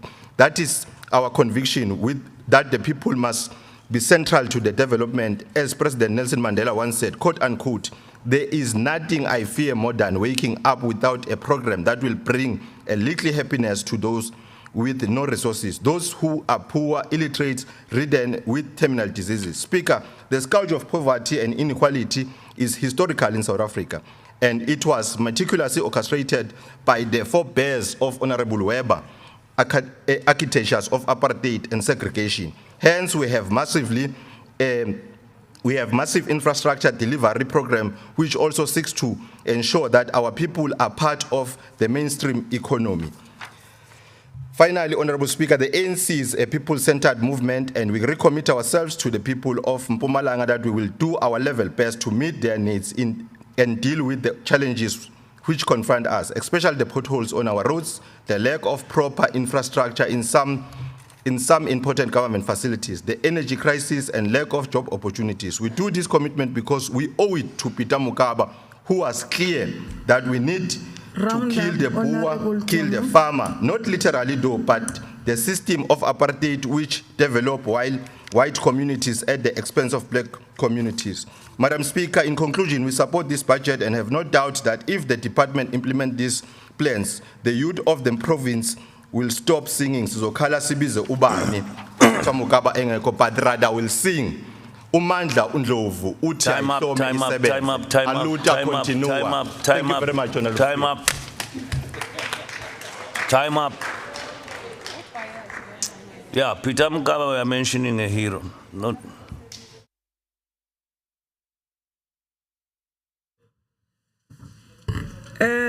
The next speaker is Honorable Weber. 3 minutes.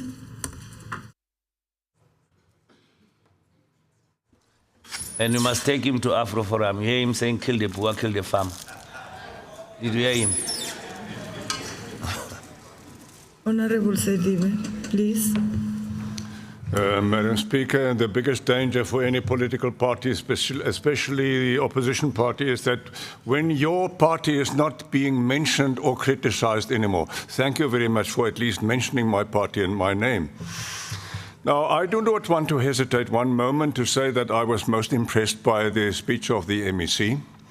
I know him as a capable man, and if that budget is being implemented, surely our province will be different. Now, Madam Speaker, my attitude here was always to be constructive. But what do I do if the ANC tells me, Nina, eninga ma opposition party ni tambile, ansalwi luto, Nina, aganis kombi, seguti ni fondile nukviga. What do I do if I'm being accused of that? Then I must song for nugutin kombi, suti kagasinga matota. Now, Madam Speaker, I want to touch on one or two issues that was mentioned by the Honourable MEC. And I want to mention that the problems I see are not of his making. It was something that was done in the past. If I look at the parliamentary village, and I plead with the minister, I'm not sure that this village will be finished in time because I'm going to leave after this tenure. I would like to stay only for 1 weekend in the parliamentary village because I don't believe that I will stay there. If you can give me 1 weekend that I can tell the people around there where I come from that I have been living there, even if it's for 1 weekend. And Honourable MEC, just look at the figures. Do you realize that one house in the parliamentary village costs more than 20 million. 20 million. And that's one of the reasons why I want to stay there. I want to tell my people that I have been staying in a house that costs more than 20 million. It will be a tremendous privilege. Just look at the figures, please, Honourable MEC. Then it has been mentioned here, the boarding school at Mkondo area. That boarding school, I hope it's going to be finished in due course because it's costing a huge amount of money. And from what I have been seeing when I was there, I was not sure that it's going to be finished in time. Then the next and last word that I want to touch upon is the agri-hub around Piet Retief, around Mkondo municipality. But it's Mkondo municipality is near Piet Retief. Round up, Honourable Yes, Weber. I'm coming to that. Thank you very much. Madam Deputy Speaker, if I look at the figures, the agri-hub has been costing about 66 million, but we were told here in this chamber that about 15 million of the 66 million was stolen. Certainly the MEC for Safety and Security must have a look into that because it's something that is worrying, and I hope we will solve that in due course. I thank you, Madam Deputy Speaker. Thank you. And the next speaker, it's our MEC, Honourable MP Ndlovu.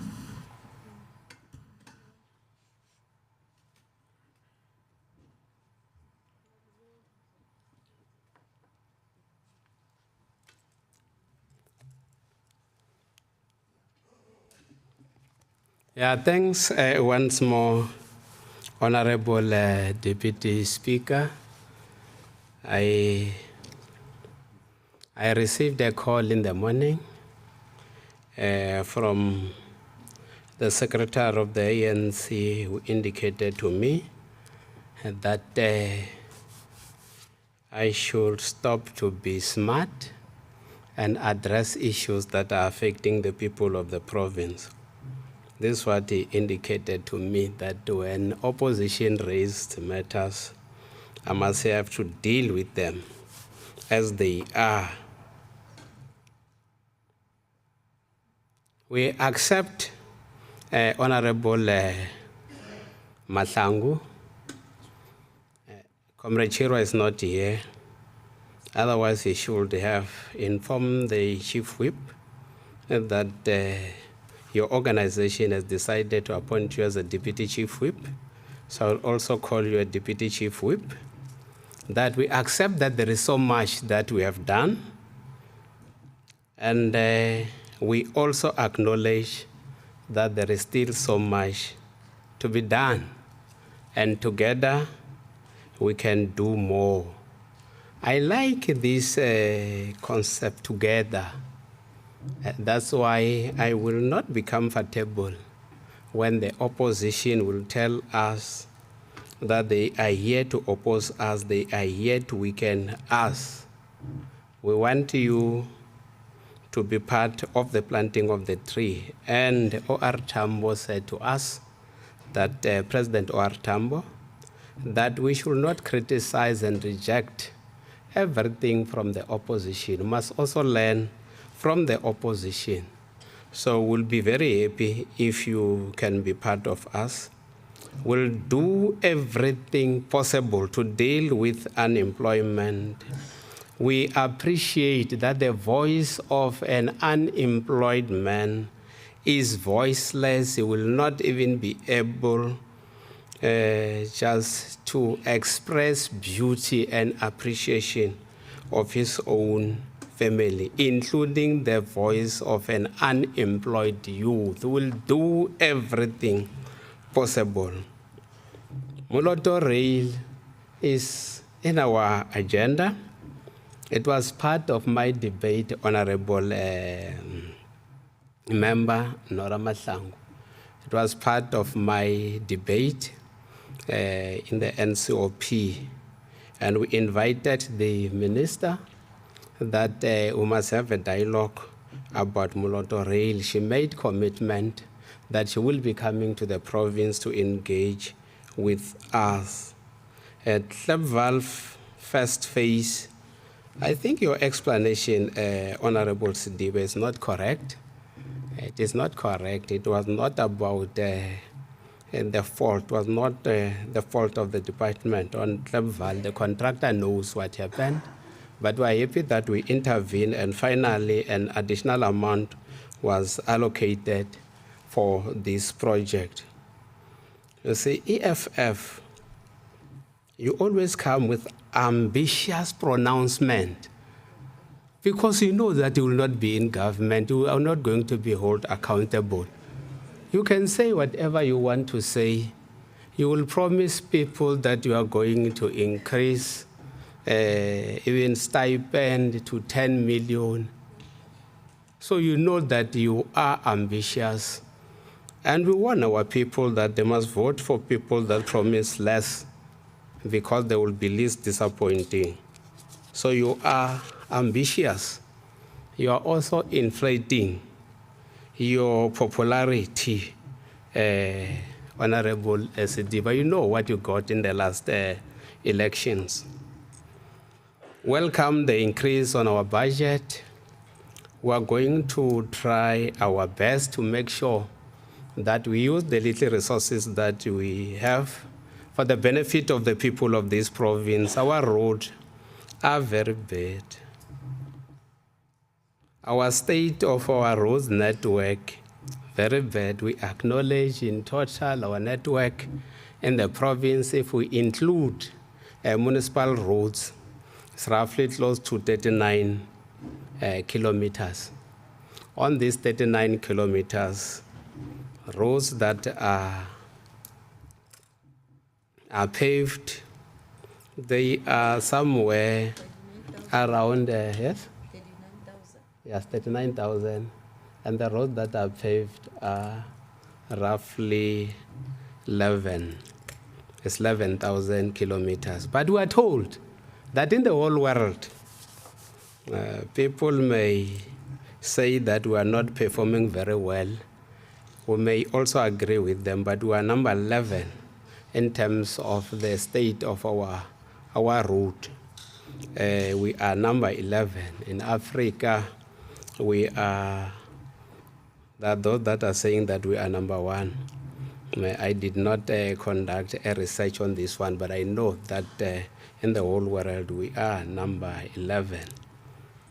We're spending more on our route, and our roads are eroded by the heavy-duty machineries.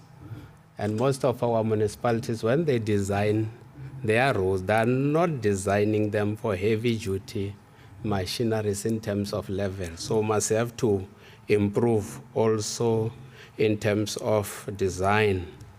When we wake up in Mpumalanga, we are always encouraged by the spirit of Peter Mukava, Comrade Mashomulu, and all our forebears. We dare not fail these leaders that came before us. We are going to work very hard.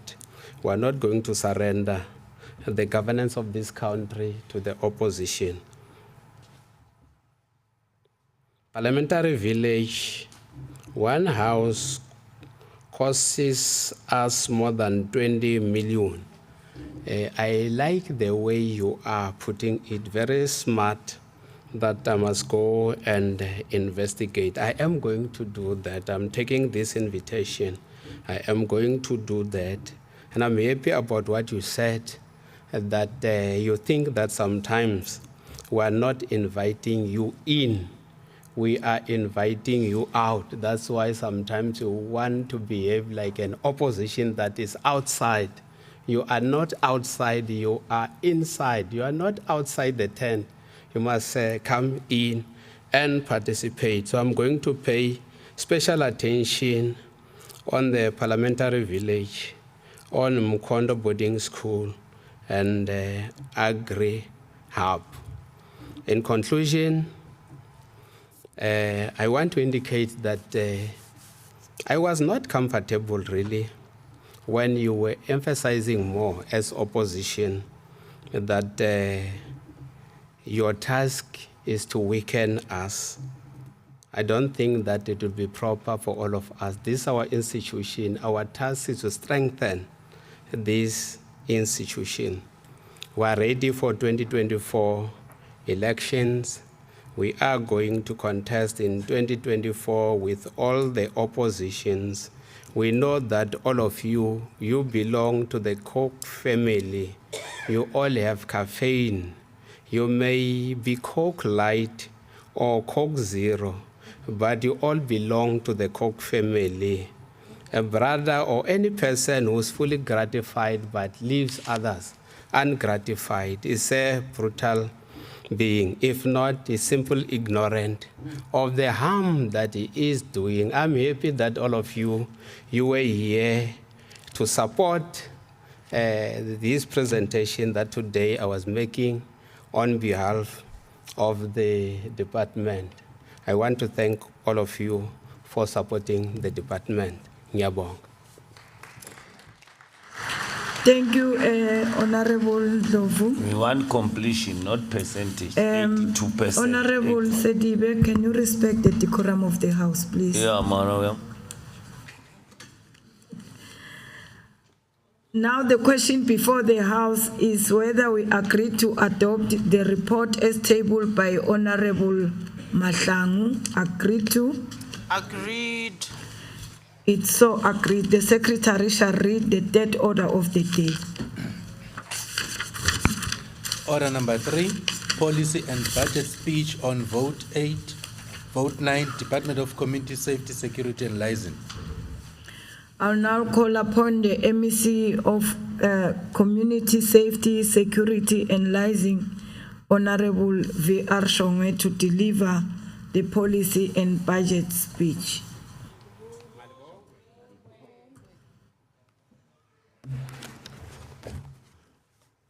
Thank you very much, Deputy Speaker. Let me greet the Speaker, Mamungo Makosazana Masilela, in her absentia, and also salute yourself, Deputy Speaker, and salute the Honorable Premier, Ms. Refilio Mtsweni-Tsipane, and also salute the executive members of our council in the province, and salute all members of the provincial legislature, and also take this opportunity to raise my hand and support the Chief Whip of the majority party, Mr. Fidel Mlombo, and the chairpersons of the different portfolio committees,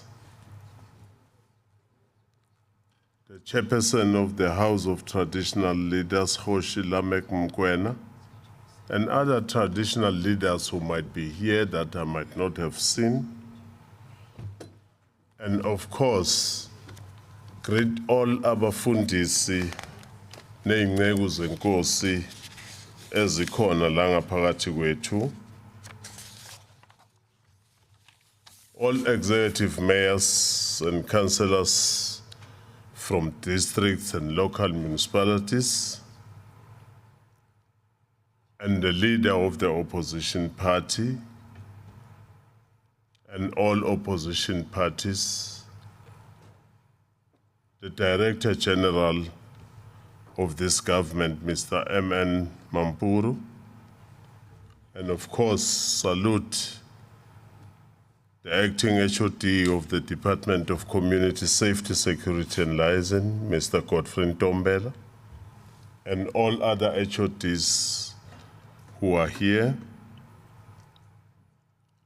And on the same note, salute the South African Police Services Provincial Commissioner, Lieutenant General Semakeleng Manamela. And I can't forget to salute my party under the leadership of Comrade Mandla Ndlovu and all PECs of the African National Congress, the South African Communist Party,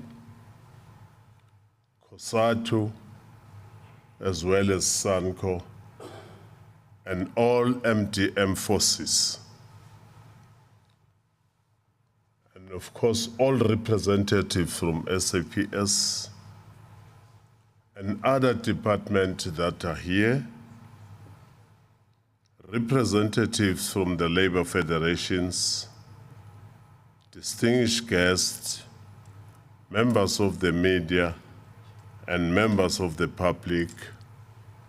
And let me take this opportunity also to salute my friends who have come across all sides of this province to support me, and all ladies and gentlemen that are here. The introduction of this speech is that, Deputy Speaker, it is once more a great honor for me today to present and table the policy budget speech for the 2023 and 2024 financial year for the Department of Community Safety, Security and Liaison, which is vote 9, of course, to this honorable House. We present this policy budget speech against the backdrop of high level of crime in our communities, and this includes the gender-based violence and femicide and other crime categories. With high level of crimes, we all know that it becomes difficult for the province to attract more investors. Perceived level of crime also undermines the province's drive to also attract tourists in our province. This consequently affects our economy's prospect of growth, development, creation, and sustaining of jobs, especially for young people.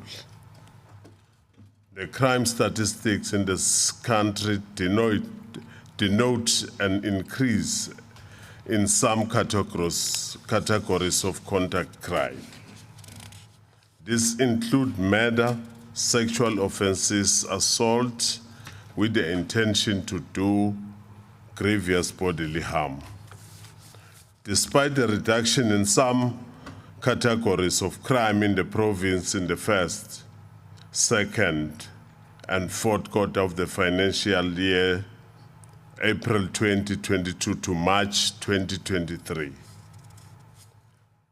Deputy Speaker and our Honorable Premier, Refilwe Msweni-Tsipane, in her State of the Province address, which is commonly known as SOPA, this year, maintained that the circumstances in which we find ourselves in is not created by us. These unsafe conditions that we find ourselves in is perpetuated by criminals and crime syndicates requires us all to work together to benefit, for the benefit of our people. As a province, we remain concerned about this high number of crime, especially contact crimes. We will therefore not hold our arms, but continue with various programs that are aimed at mobilizing our communities in fight against it. Honorable members, the department will hold a two-day provincial crime prevention summit on the 29th and the 30th of June this year. We will further continue to look at how best we can contribute towards crime prevention through our provincial crime prevention framework, other programs of the department, and of course, the security class. We will further engage with municipalities through Munimex meetings. The Justice Crime Prevention and Security Cluster, which is commonly known as JCPS meetings, will be used as a vehicle to tackle some of the challenges that we believe breed criminality in our communities. We have heard our communities through our all public engagements and complaints we have received. There's an overwhelming cry that they are tired of crime and they demand that we do something as a department and as a security cluster to curb crime. Honorable members, we also welcome the commitment made by the Police Minister, General Bheki Cele, during the tabling of his budget speech that more effort will be made vigorously to combat crime. This, he stated, will be, among others, done through the following: 1, community mobilization and the resourcing of CPFs, gender-based violence and improvement of DNA processing, police visibility, mobility, and rapid response, as well as building of police stations. We believe these other than initiatives will enable country and our province in particular to respond vigorously to the cries of our people. As a province, we have recently launched our own provincial armed intervention, which is called Operation Siyavuta, under the leadership of Lieutenant General Manamela. This operation is disruptive in nature and it is intelligence-driven with high density of law enforcement. We must applaud the police in the province under the steering leadership of our provincial commissioner, Lieutenant General Manamela, and all other police unit SAPS units, and the minister, of course. This is done in order to combat crime, tracking and tracing of wanted suspect, and removal of illegal firearms and money laundering. The intelligence-driven initiative is further aimed at tackling cross-border financial crimes. These operations are aligned to the minister's strategy called Operation Chanela. We also welcome the announcement by the minister, General Begitele, that the popular known TRT, which is commonly known as Amaperete, will be deployed in all parts of this country to fight crime. And already there are about 1,000 of these members that are currently trained. Amaperete are expected to play a critical role in our efforts to fight crime amongst our communities.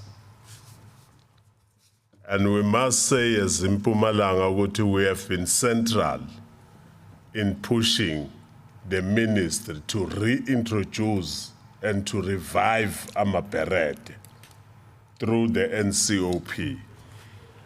The gender-based violence and femicide.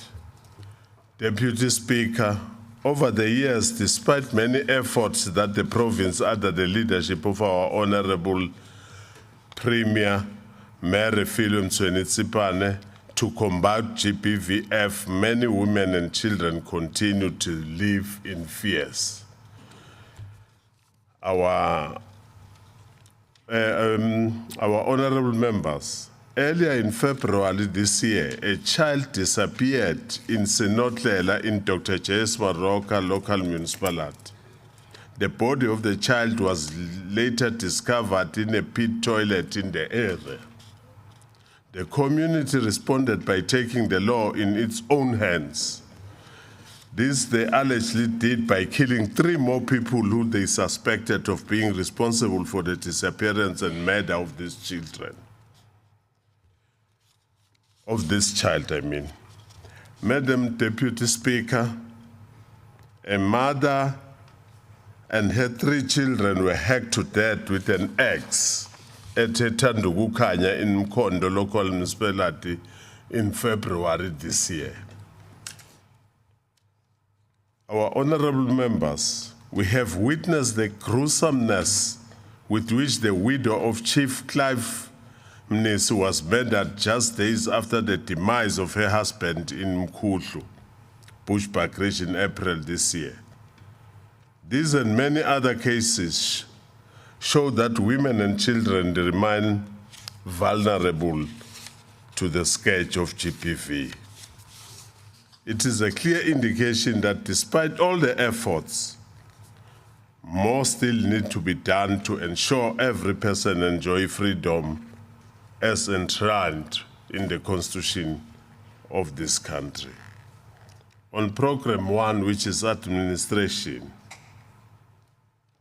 it has been allocated an amount of 170,847,000. The allocation will be utilized for the supporting the core programs of the department and buying of new vehicles to complement the current aging fleet. Another substantial amount of this budget will go towards training and capacity building for the employees and capital expenditure. We will continue with strengthening of the internal controls and compliance environment. This will contribute towards improved audit outcome. Deputy Speaker, we are pleased to report to this House that the department has over-collected the revenue by 102%, which translates to 28 million for the year ending on 21st March 23. Honorable members, we could have collected more than 2 billion revenues if all the municipalities were transferring and paying all money due to the department on time, and in line with the service level agreement that was signed with the municipality with regard to the licensing fees. On filling of vacancies, honorable members, we are also pleased to report that since the moratorium on filling vacant posts was set aside, the department has filled 66 vacant posts. More of these posts were entry-level positions at various DLTCs, and 3 senior management positions were filled. Honorable members, the department will contribute to the job massification strategy to ensure that young people are gainfully employed. This will be done through employment of 426 tourism safety monitors, commonly known as TSMs, 51 departmental internships, 100 bank sitter interns, and 100 service sitter learnership. Honorable members, the department is in the process of taking over licensing function at Msugalikwa local municipality at MLO and Brayton driver licensing and testing centers. An amount of 20 million have set aside for this particular process. With the takeover, some employees may opt not to join the department, and this will result in vacancies and these two centers. This will require the department to fill those vacancies. Deputy Speaker, so far the department has taken over licensing functions at Tabacheu, Emakazeni, Chief Albert Iltuli, Governor Mbeki, Mkondo, Ligwa, Victor Kanye, Nkomazi, and the city of Mbombela local municipalities. On Program 3, which is Provincial Civilian Secretariat for the Police, and I hope that all of us we understand the role and the mandate of the department insofar as oversight role to the SAPS, because in most cases people expect the MEC and the department to arrest, of which is not our responsibility. The program has been allocated an amount of 60,047,000 for the current financial year. The budget will be, among others, used to fund the Provincial Crime Prevention Summit that will be held in the city of Mbombela on the 29-30 June 2023. Deputy Speaker, the summit emanates from the decision taken during the Executive Council Mahotla, which was emphasized by the Honorable Premier this year, that as part of responding to high crime level, a summit must be definitely held.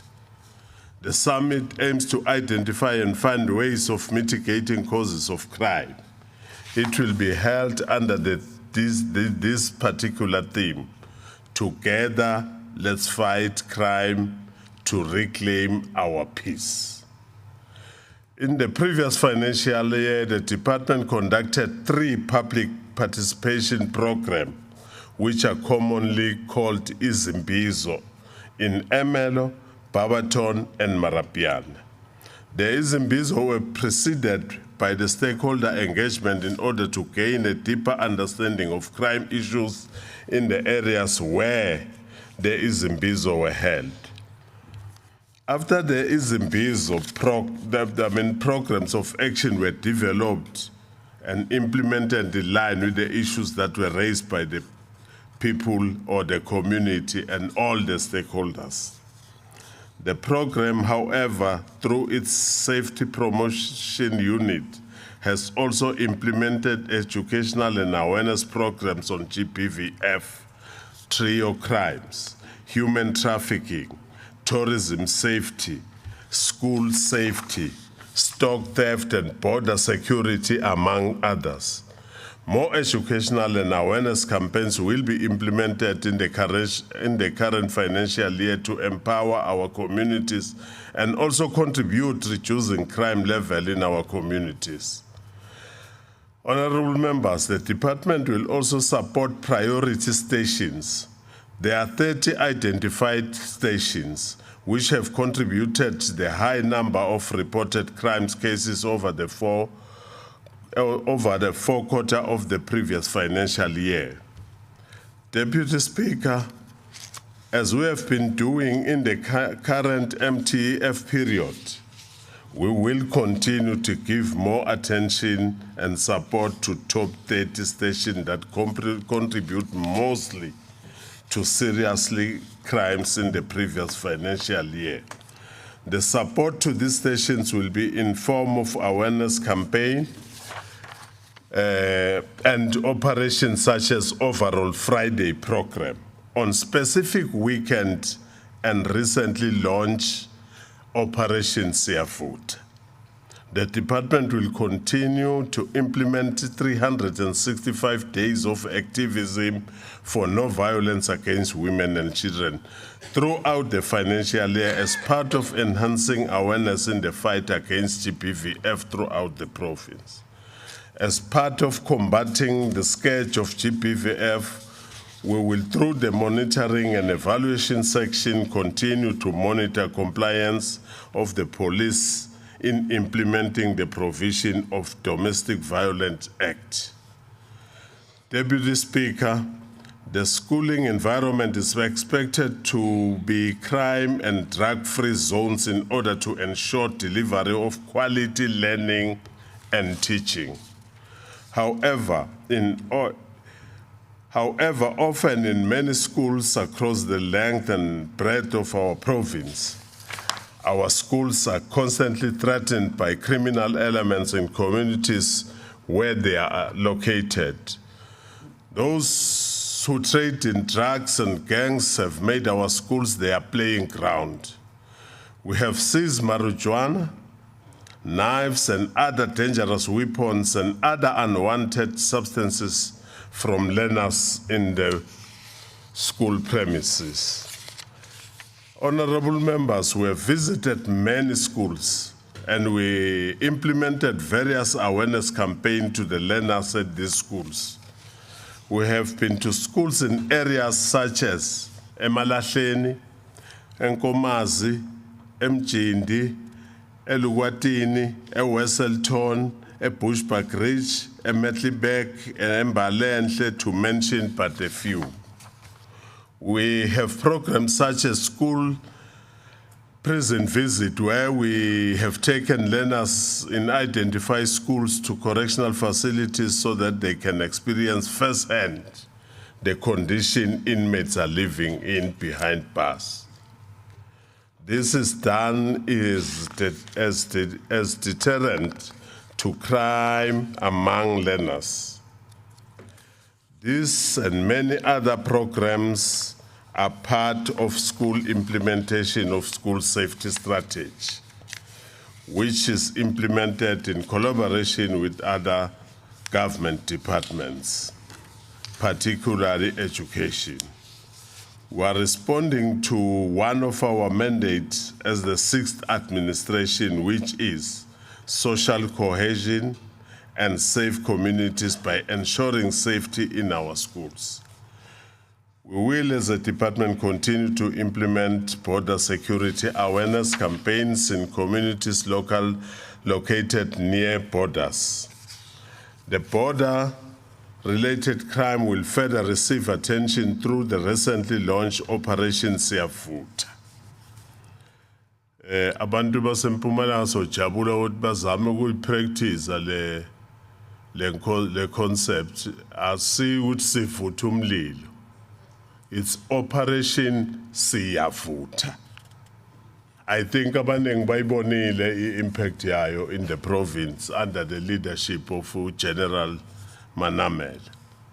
What we have also observed during the festive season and Easter long weekend is the emergence of the so-called runners.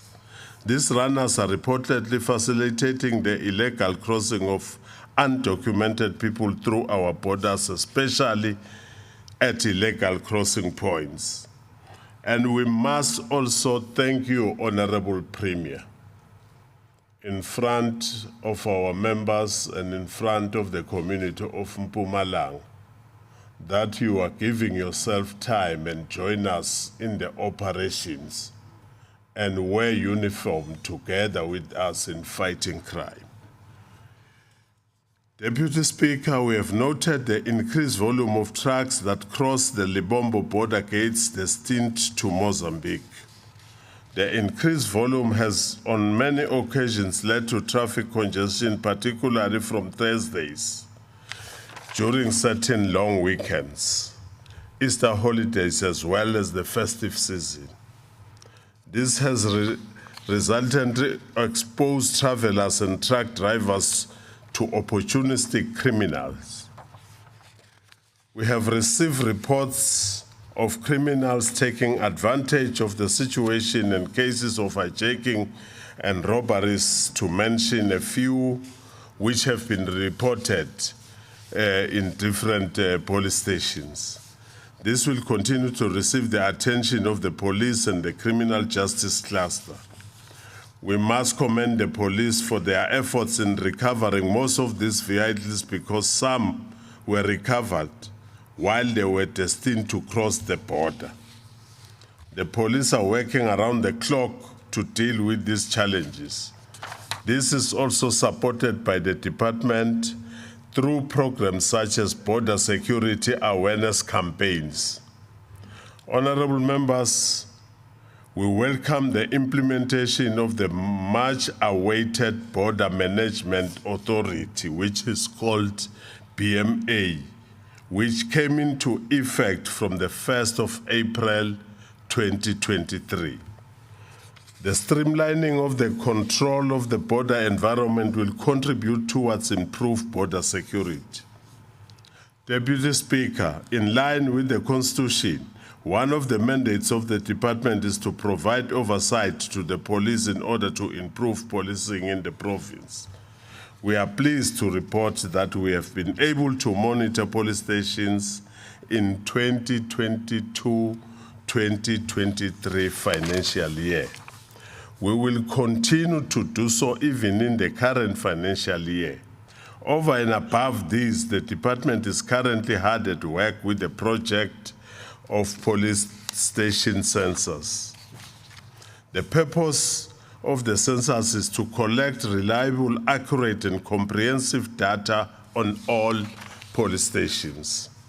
The data will be used to implement strategies and plans to improve service delivery to fight crime effectively. Our honorable members, we are aware to the fact that when there is a service delivery at police station, the community will benefit greatly. This will help to strengthen the relationship between the police and the communities. Deputy Speaker, furthermore, for the period under review, the department has conducted the court watching briefs at the identified magistrate courts across the province.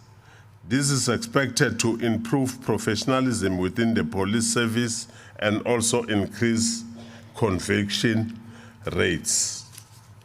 On Program 3, which is transport regulation,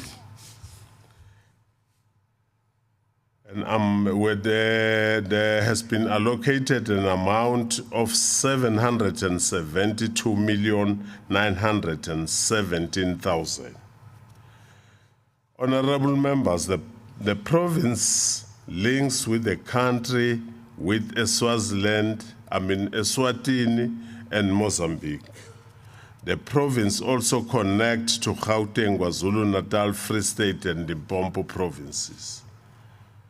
This interconnectivity happened through major routes such as N4, N3, N2, N11, N12, N17, R36, R573, and R40, to mention but a few. This is expected This, as expected, leads to increased traffic volume, which is also exacerbated by the fact that Mpumalanga is a tourist destination. We usually experience high traffic volumes during Easter weekend and festive season. There are some weekends when we increase number of vehicles on the road, especially where there are major events in our province. As part of enhancing road safety and compliance with the rules, we have conducted 204 road safety audits. 19 reports on road crashes were produced. Deputy Speaker, we've also recorded the following successes in the previous financial year. 2,308 speed operations, 42 K78 roadblocks, 32 drunken driving operations, 812.929 vehicles were stopped and checked. Honorable members, the department has implemented various road safety programs such as rest stops, pedestrians awareness campaigns, road safety debates, and alcohol awareness campaigns. Deputy Speaker, road crashes in 2022-2023 financial year decreased when compared to the same period in 2021-2022 financial year. This led to reduction in fatalities and serious injuries. However, slight injuries in 2022 and 2023 increased when compared to the same period 2021 and 2022. Furthermore, this year, Easter weekend, the province has recorded a reduction in fatalities as compared to the same year last year. This year, Easter weekend, 17 people lost their lives, while last year, during the same year, 23 people died on our roads crashes during the same period. One of the key factors that contributed to the declines recorded is the meticulous planning and preparation, as well as the implementation of the third shift on identified during the Easter long weekends. Among others, our plan was informed by a 5-year analysis of the roads that contributed the most to fatalities, fatal crashes, and fatalities during the peak holiday season. And such roads include the roads that I've mentioned before, which are N2, N3, N4, N17, R14, and R573.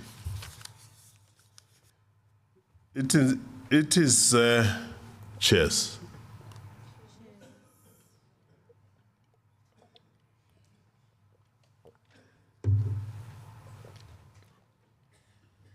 It is in this context that we will continue to strengthen our road safety and law enforcement initiatives.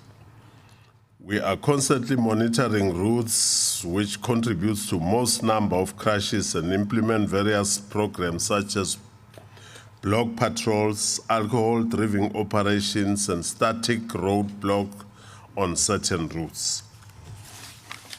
Deputy Speaker, these decreases cannot be celebrated, and the road is still far long to arrive where we want to be. Loss of one life on the road is one too many. We will instead continue to work harder and harder. It is in this context that we will relaunch the Traffic Intervention Unit in Gwamhlanga, in the Nkangala region, in August this year. The TIU members, what we must know the difference, because some of the people might want to know the difference. is that the TIU is a special unit of traffic officers that are trained in Limpopo by the South African Defence Force. And their role is to respond accordingly. When I say accordingly, you will know. Recently, we have deployed the unit members along the police as part of bringing stability in Emalahleni. My vote Emalahleni, they were there. They assist a great deal instead of writing tickets only. Bakhona bafaka isiqondiso. This followed a 3-day closure of the N4 toll road enforcement by protesters. The budget allocation. Honorable members, the budget for the financial year 2023-2024 has been allocated as follows. Program 1, which is administration, has been allocated an amount of 170,847,000. 2, which is civilian secretariat. That program is allocated 60,047,000. 3, transport regulation, 772,917,000. 4, which is security management, is 814,528,000. Deputy Speaker, with your permission, we now present the total budget for the financial year 2023 and 2024 as follows.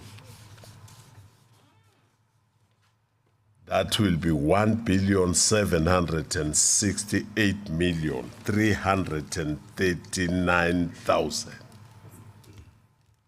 In conclusion, as I conclude, Deputy Speaker, as a department and the entire security cluster, we are today rededicating ourselves to work closely with each other and our communities to turn the fight against crime and road crashes. We will leave no one behind in our quest to make our communities safer. Furthermore, I would like to thank the African National Congress in the province under the leadership of Comrade Mandla Ndlovu and his PEC, and also our Honorable Premier, Mrs. Refilwe Mtsweni-Tsipane, and my colleagues in the executive for the guidance and the support. I also wish to thank the following. I want to thank the chairperson of the Portfolio Committee on Public Works, Roads and Transport, Community Safety, Security and Liaison, which is chaired by the Honorable Nora Mahlangu, for the role the community is playing in supporting us as a department. The acting HOD of the department, Mr. Godfrey Ntombela, the office of the MEC, the management and the staff of the DCSSL in entirety, all members of the Justice, Crime Prevention and Security Cluster. I also wish to thank SAPS under the leadership of SAPS Provincial Commissioner, Lieutenant General Semakaleng Manamela, for all the breakthroughs that the police have made on a daily basis in the fight against crime. I want to thank many people who supported me even during when I was in hospital, and the prayers that you gave to me. Kuze ngibuye ngoba benthandaza emakhoneni. Niguqe ngedolo phansi. I was hospitalized for almost 3 months, and I was in the ICU for the whole month. And I want to thank you, Premier Usaphuma, ukuthi uyihluphile njengomama nomholi wami wayongihlola esibhedlela. Kanye namanye bahlonishwa abafikile, namanye abantu basempumalanga abezile bayongihlola esibhedlela uma bekungasinine nendlela ning-encourage ngayo. Mam large, how do you call it, large monitoring, ne? Something kuthiwa ni uzangixolela manje ngikhona ukubiza lesilungu. Kodwa ke I also want to thank you, ma'am, for the support always that you provide to me. Nani nonke ne-organization yami Ndlovu, nawo onke ama-PEC member, HOD, PC, different HODs, DG, and all of you. The situation bengiyo, it was not an easy one. Bese ngibuya ku-opposition. Baba Sedibe, ngiyabonga baba, ama-calls bengiwathola abuya kuwe. Angiqinisa idolo. Ngiyabonga Mama Sithole ne-DA. Ngiyabonga baba Web. Namazwi okungiqinisa ukuthi ngiphile ngiyaphambili. Nani nonke, when I talk about this matter, I become very, very emotional. And I want to thank you and thank you. Let the God bless all of you, including my security people who stayed with me for 3 months. Bangahlali nemndeni yabo. Babheke mina esibhedlela. Ngiyabonga kakhulu. Akukho lula ukuthi umuntu angahamba ayohlala nomuntu ongasiwa kuba ashiye umndeni wabo for 3 months agadane naye ngize ngibuye. My chief whip ungadinwa ne-whipper yakho. Thank you very much. Thank you very much. Thank you very much. And thank you very much. Let me close by quoting the late Oliver Reginald Tambo, who once said, and I want to open the quote, "It is our responsibility to break down barriers of divisions and create a country where there will be neither white nor blacks, just South Africans that will be free and united in diversity." Close quotes. Thank you very much. Thank you.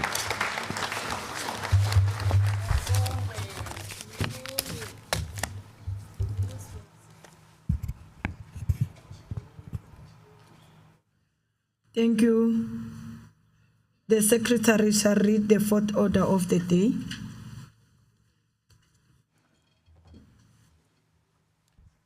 Order number 4, consideration and debate on a report of the Portfolio Committee on Public Works, Roads and Transport, Community Safety, Security and Liaison on Vote 9, Department of Community Safety, Security and Liaison.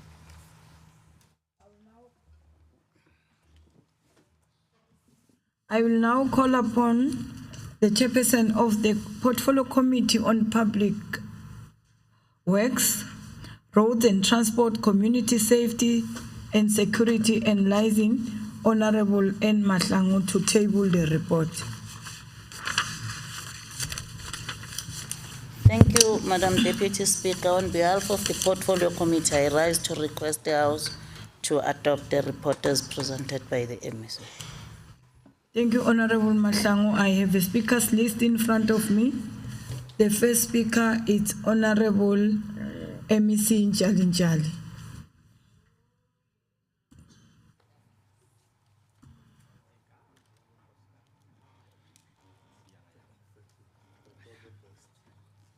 8 minutes, MEC.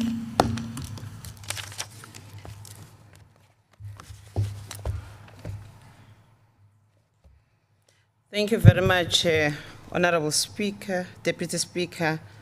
Let me acknowledge the Honorable Speaker in absentia, our Honorable Premier, Ma'am Twenitsipane, Honorable members of the Executive Council, the Honorable Chief Whip of the Majority, and let me observe all the protocols as it was observed due to time constraint. Madam Speaker, it is with great honor and privilege for me today on a month where we honor those who sacrifice their lives for freedom and democracy in our life so that we can enjoy the fruits of this freedom. I wish to anchor this debate on these wise words from the civil rights activist John Lewis. During a trying and difficult time, he reminded everybody of the collective responsibility, power when he said, I quote, "When you see something that is not right, not fair, not just, you have to speak up, you have to say something, you have to do something," a close quote. Allow me to use these words to emphasize the importance of community-centered approach in all fight against crime. Honorable MEC, you are correct. Umphakathi wonke wakithi mele sisebenzisane siwuhulumeni namaphoyisa ukulwa nobugebengu. Uthe uma uqala uthula inkulumo yakho washo ukuthi ngempela eMpumalanga province ukukhuphuka kakhulu kwezinga lokubulala, especially the contact crime, ikhuphuke ngendlela ethusayo. Yingakho sithi, Honorable Speaker and honorable members, in terms of gender-based violence, we owe it to our women and children of this province to create an environment that will enable women and children to live their lives freely. I must indicate that this still remains a challenge, like you have said it, MSC, but we must do more and make sure that we deal with this vigorously. When I presented my budget speech, I quoted that we work with the department, but was saying everybody must say enough is enough on our killing. And we must make sure that we deal with the issues of taking proper statements, making sure that in every police station we have a DNA kit so that we ensure successful convictions, because it will be futile exercise to arrest and not have successful prosecution.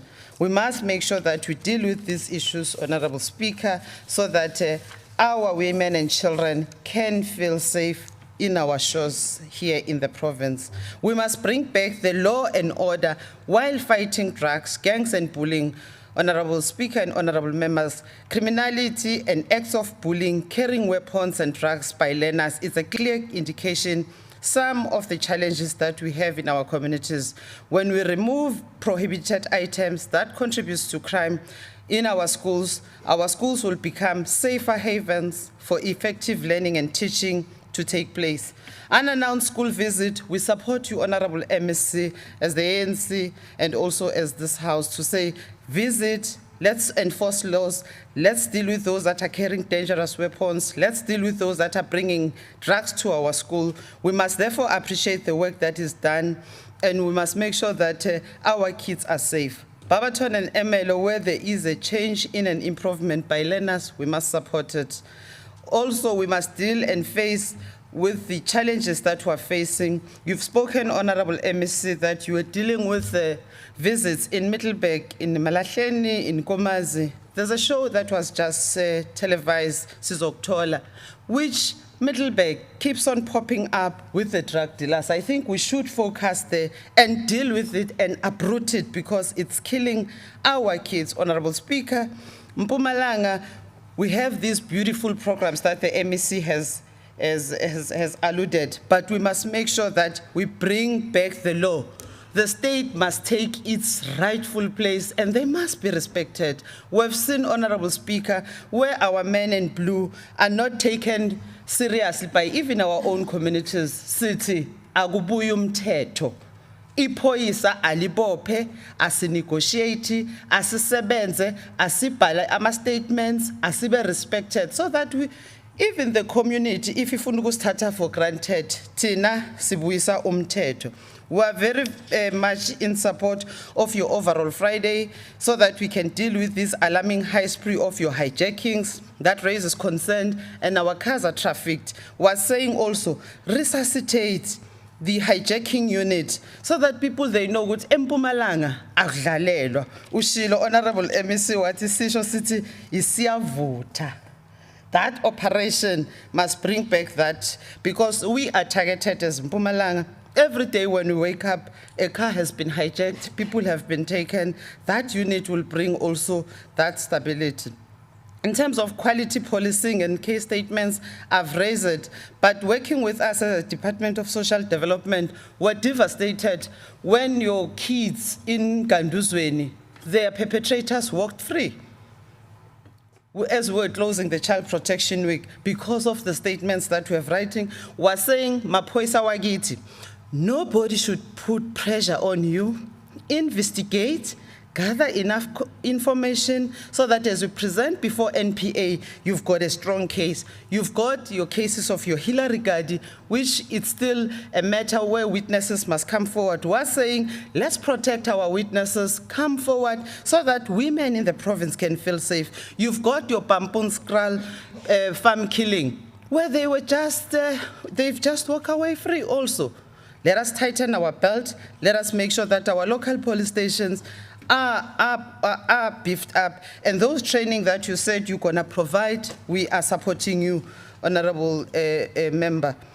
In terms of the fallen women and men and women in blue and our peace officers, we are saying to those who have long enjoyed these such privileges, as we enjoy forge in time, men have died to win them. Our nation owes a debt in its fallen heroes because while they work, the men in blue and our peace officers also perish on our roads. Some are shot, some are killed, some are run over by cars. Just to mention a few, Acting Chief Control Inspector in the Mpumalanga Traffic College have recently lost his life due to motor vehicle crash. Provincial Inspector Innocentia Mlangeni, a young traffic officer, killed in Grilin Malahleni, hit by a truck. Provincial Police Colonel Officer was shot in office by another officer. A police officer was shot in Middleburg while in pursuit and apprehending suspects stealing diesel and receiving tip-off from our own crime intelligence unit. We are saying also the safety of our police is key. And as they operate and do their work, we call on the Minister, MEC, siyacela, nosicela ukuthi ake sibuke lento ye-IPD. Ukuthi amaphoyisa athi asebenza, sibe sithi amaphoyisa angasebenzisi ibhamu kubalwa nezigebengu ezihlomile. Siye silwe nalobu kudlova obubhokile ake siyibukeni ngoba uthola amaphoyisa they are disarmed abasakhona ukusebenza baya investigator and yet we've got a shortage of police. Let's look into that. Madam Speaker, I'm certain if kuthi singasebenzisana kahle sizoyinqoba lempi yethu senze our tourist route to be safe. As I conclude, Madam Speaker, as I conclude, we are in support of the vote 9 budget as presented by the Honorable MEC. The ANC supports it. Ngiyabonga. Thank you. The next speaker is Honorable Nyembe, EFF, 5 minutes.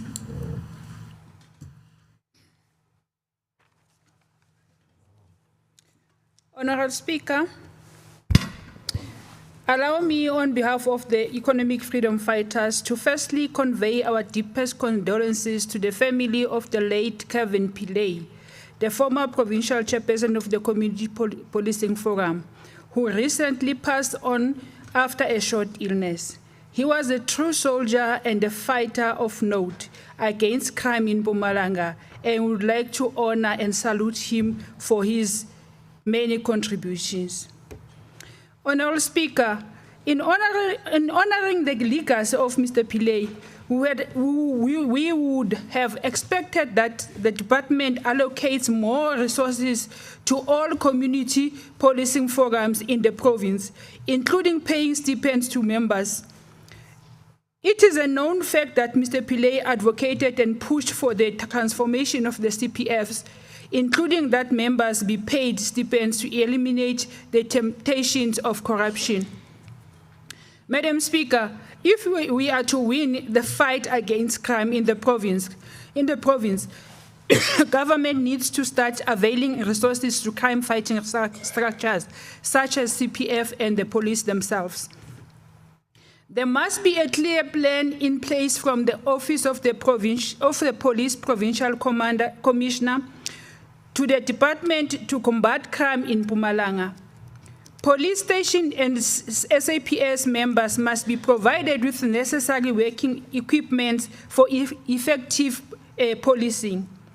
From where we are seated, Honorable Speaker, we want to boldly make it known that we are satisfied with the work of the current Provincial Police Commissioner and with her team. Lieutenant General, especially organized crime happening in our borders.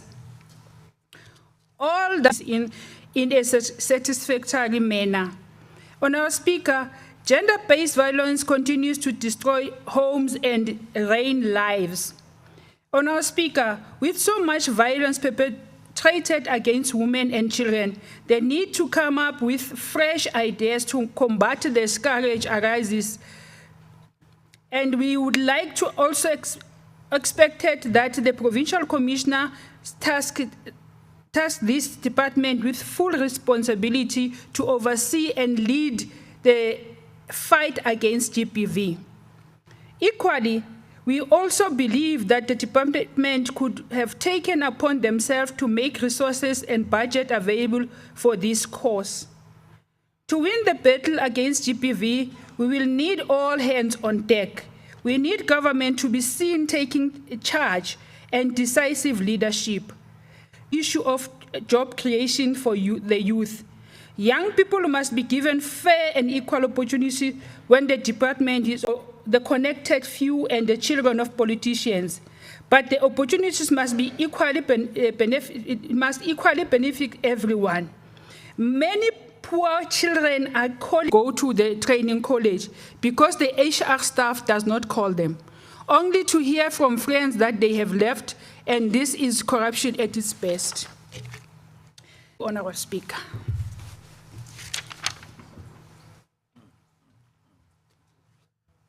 Thank you, Honourable Nyembe. The next speaker is Honourable Sithole. Thank you, Honourable Deputy Speaker. I stand before you today proudly representing the Democratic Alliance. Honourable Deputy Speaker, it feels very safe today when you look around this House because we see our men and women. The DA is pleased to note that the budget for the department during the 2023-2024 financial year has increased to 1.768 billion. The DA further welcomes the decision to increase the budget of the transport regulation program, strong road visibility campaigns and programs focusing on our problem areas like the N4, N12 and the N17 in order to prevent this senseless loss of lives. Amongst all the plans that the department has put in place, we need to increase other operations like the K78 and drunken driving operations.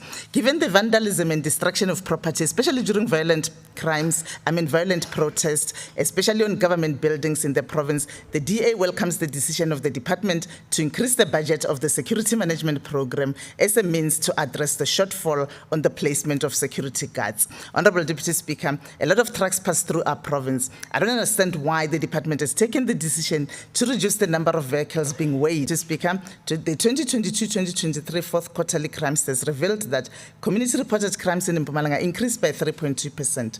It is concerning that contact crimes increased by 18%, murder increased by 20%, living in fear of criminals. Violent crimes are tearing communities apart and the numbers are increasing. Honourable Deputy Speaker, breadwinners are taken away by violent crimes and their families are reeling in pain. Many families can't put food on the table at the end of the day. Their dignity is stripped away. There is no dignity in hunger, and people are pushed in all gets attacked by criminals, and our police officers are killed by criminals who no longer fear consequences of their criminal actions.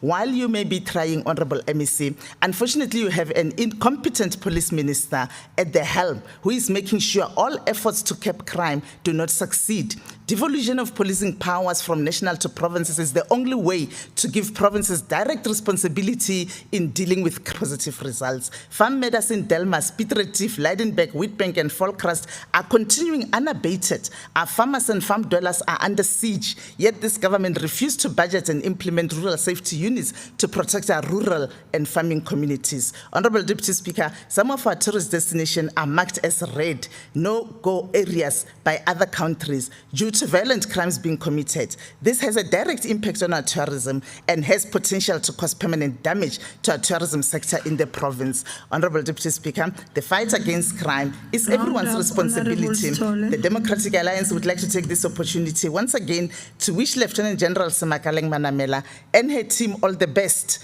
as they in their quest to keep our residents safe. I also wish to pay tribute to the many officers in our province who risk their lives every day to ensure the safety of ours. I thank you. Thank you, Honorable Stole. The next speaker is Honorable Betty Shongwe, MEC Shongwe.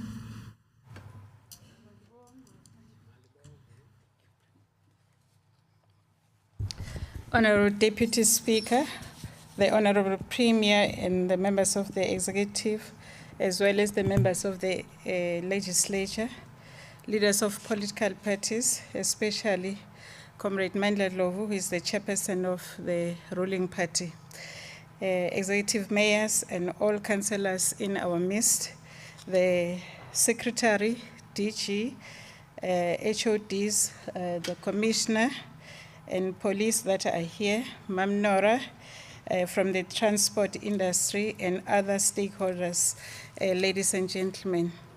Crime and road crashes are serious concern for the government in the province and the whole country. The Department of Community Safety, Security and Liaison is mandated to deal with these hard issues.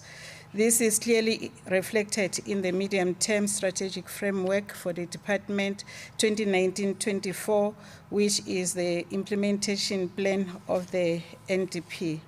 Promotion of social cohesion and safer communities is not an easy task. You will all agree with me. It is a conscious task that government undertook to strengthen the creation of a democratic society. Areas such as Marite, in the Bushbuckridge municipality, Kwamhlanga in Tembisile municipality, Forsman in Emalahleni and Masoi in Bombela, just to mention a few, are serious crime hot spot areas. Women and children are abused and killed on a regular basis. Armed robberies and robbery of businesses and housebreaking and theft top the list. We all know that the department monitors the effectiveness of the police stations in terms of the Constitution to ensure that service delivery is provided to the people, but also play a very important role in the mobilization of the communities to take part in the crime prevention strategies. Mobilization of our society against crime is one important aspect that does not need to be overemphasized. The program that has been mentioned by the MEC here, Siyavuta, and thanks for your correction, because I was going further to say Sivutumlilo, but today you say Siyavuta as Mapoisa is accepted, and we think that it's going to help to focus on all those areas that are engulfed by crime.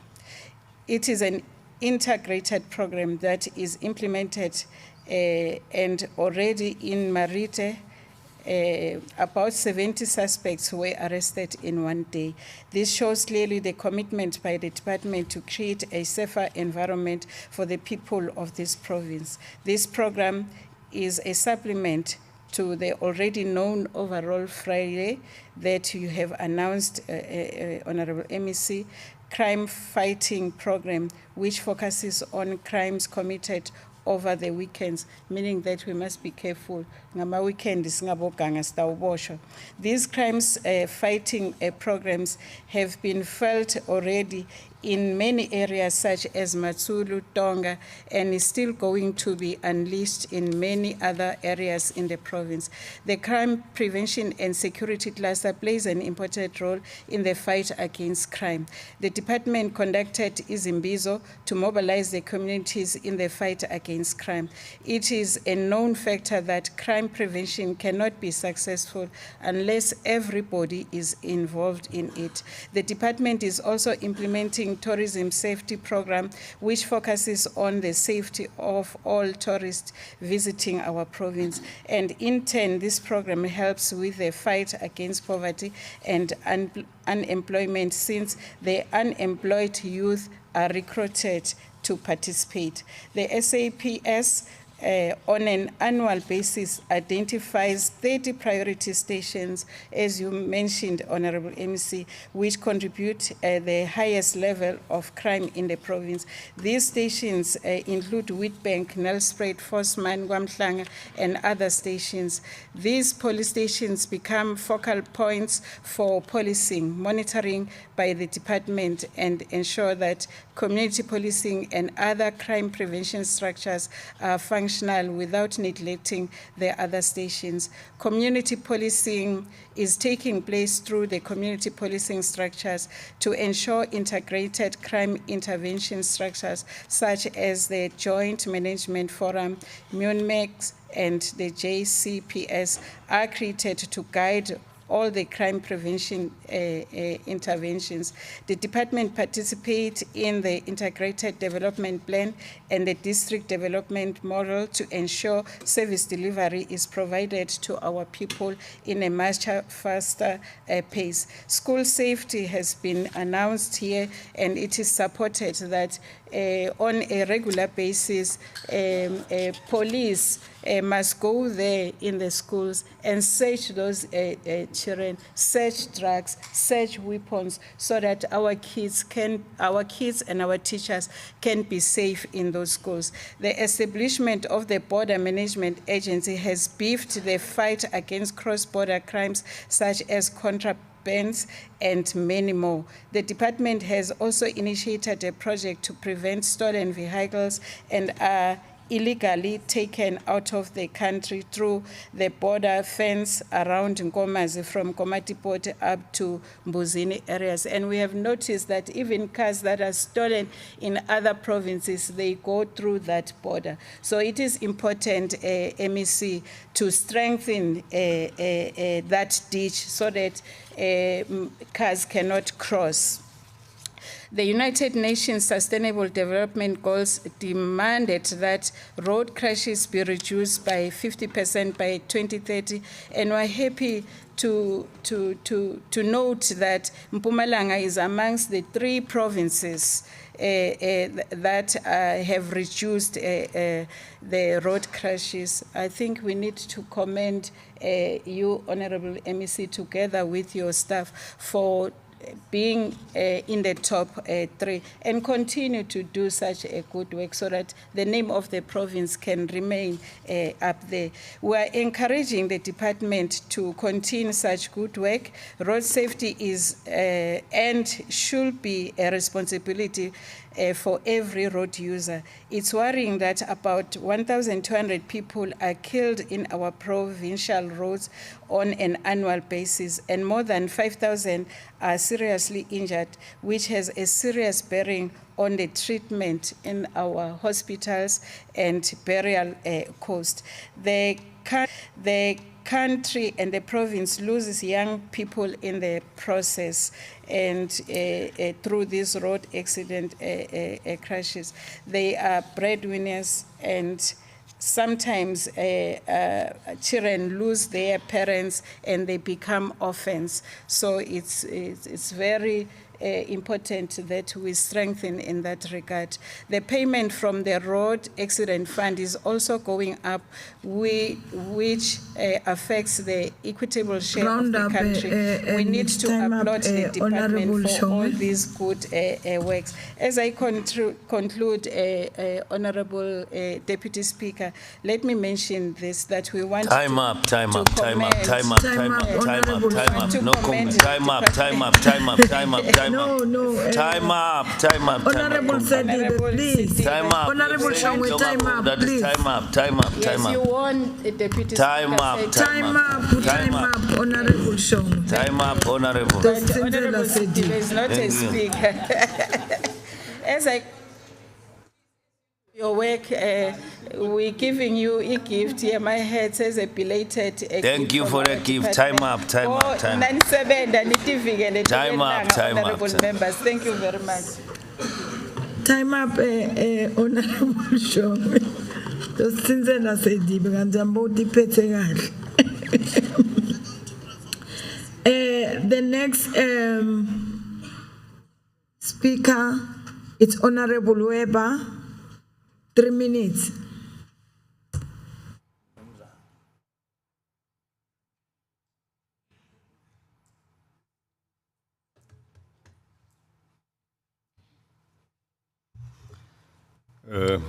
Madam Speaker, I want to connect to the closing remarks of the Honourable MEC when I think I heard him correctly when he said that he's yearning for the day when we are going to be united in our diversity. Did I hear you correctly?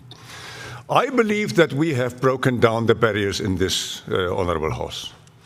I believe that, and I've had the same experience when I was in hospital. I'm a lily white person. And I received tremendous support from members of the governing party, from the EFF, as if there is no division between us. One of the reasons might be that isiZulu ngiyasibamba bamba nokuSwata siyaswata swata. That's one of the reasons. You know, in the committees, sometimes I act as the mfundisi. I open the proceedings with a prayer. And I've been thinking, how can you, and they're all black people there, how can you hate me if I pray for you to your God in your language? How can you do that? How can you do that? The reason is there is no division between us anymore. We disagree, and I've been told that I must be vocal about that, and I must act as an opposition. But we simply disagree. We are not enemies. I thank everybody around here for the attitude that we are receiving here. Now, it has been mentioned by Honourable Setole that there was farm attacks. We've gone through a dark time a week or so ago when 8 people were killed in 1 week. What is the reason for that? The reason in my terms is radical rhetoric. You know, in Central Africa, when the Tutsis were called cockroaches, 1 million Tutsis were killed. In Germany, when Adolf Hitler said that Jews are bad people, 6 million people were killed. If you say that these farmers are so bad that they should be killed, then they will be killed. And I appeal to you, let's calm down, let's tone down our rhetoric and refrain from radical rhetoric. I would like to continue if you give me another minute. Is that fine? Round up. 26 minutes. Must I round up? 26 seconds left, and when you ask, the time is going. Yes. Round up. The last point that I want to make is that where I come from, we do not vote for councillors anymore. They are simply being shot. And I appeal to you, Honourable MEC, that we round up the investigation of what happened in Konda municipality, when people were not allowed to vote, but they were shot to kill them so that they are not going to be councillors anymore. I thank you. Thank you. I'll now call Honourable MEC Shongwe.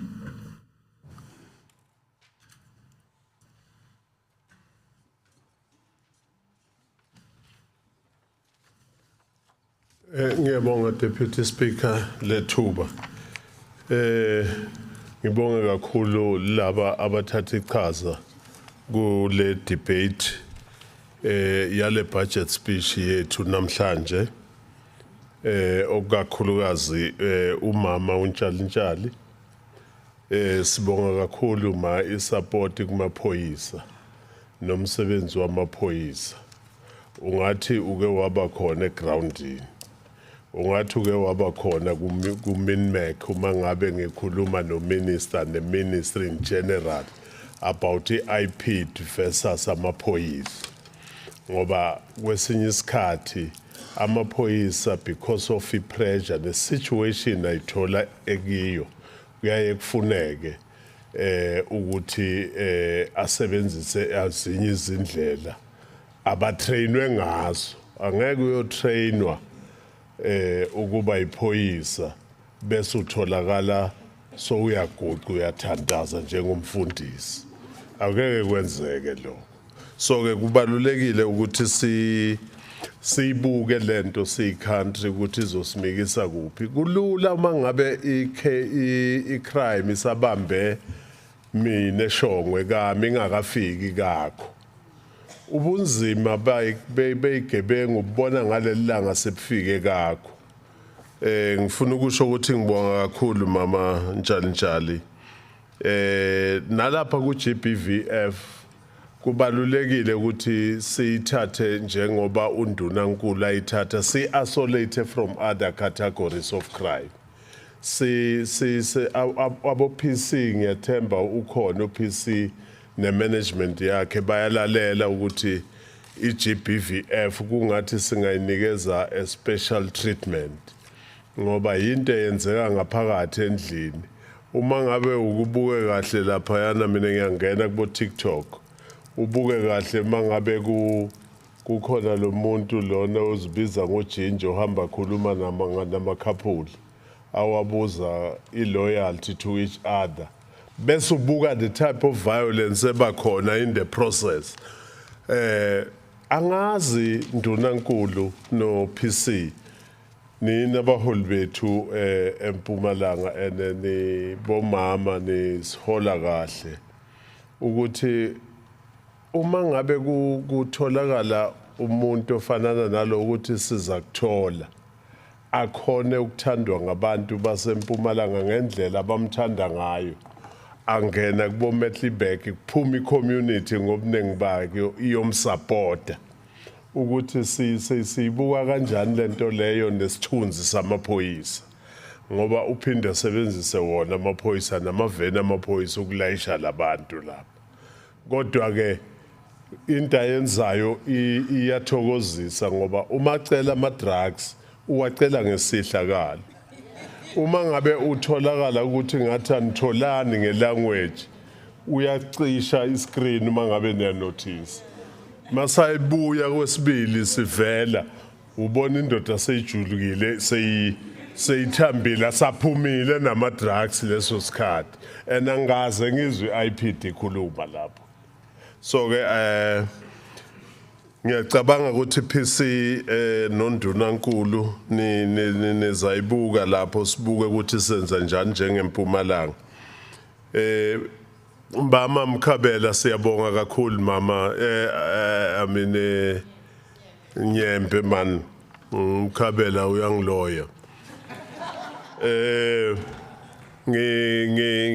Mama Nyembe ngiyabonga kakhulu mama uyasupport ukuthi kufanele sithole more resources ukuze sikhole namagama. Ayinawo amaveni namaphoyisa amancane amavepha ezibranded zamaphoyisa zikuniki hope. So siyabonga ke mama usinikeza that support. Kanye akunye ngikubonga ko ma njengomama. Ngiyabonga. Ninabo mama usithole. Ngiyabonga njengabomama. Ngendlela enisukume ngayo nema lapha ku podium na supporta uPC. Njengomuntu wesifazana.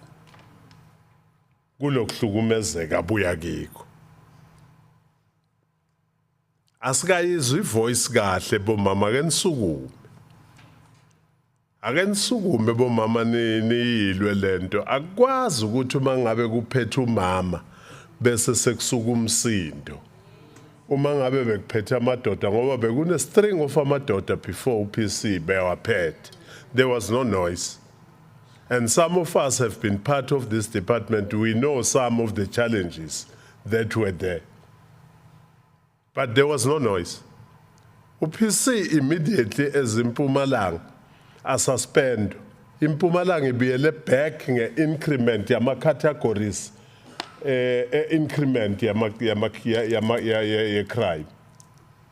Ekben besing number 1 as a province in terms of crime reduction. Umangabe there was no interference naye. So ke ngiyabonga kakhulu bomama. Sukumani thina sicela kulandela nine kube ngini phambili nisupporta bomama. Uma ngabe nje kukhona uyazi uyamangala amadoda anentshebe ephelela gijimisana nje nomfazi munye amgijimise umangale ukuthi hawu lamadoda kusho ukuthi anamandla kangawo lamandla anikwa uNkulunkulu awanikela ukuthi agijimisane nabafazi nangu uNdunankulu kuyakhulunywa left and right and center ngoba uNdunankulu makuyindoda nesaba nihamba niyigucele left right and center nithandaze ebusuku nemini kodwa manje ngoba kuphethwe ngumuntu wesifazane uniphethe ngezandla ezisoft hayi no uNdunankulu this uNdunankulu that uPC this uPC that mina ke hayi ukuthi ngincenga ukuba ku executive mina ke nje njengendoda ngizoba supporta bomama ngizoba supporta bomama ngoba nje ngizelwe ngibo yibo engavundle sisini sabo for 9 months so ngizoba supporta ke futhi baphathana kahle baphathana kahle uma ngabe nje nizwana kahle uyophumula ntambama ekhaya soyolala bomama ba right angazi ukuthi lento enibabangisa yona so siyabonga kakhulu mama Sithole with all your inputs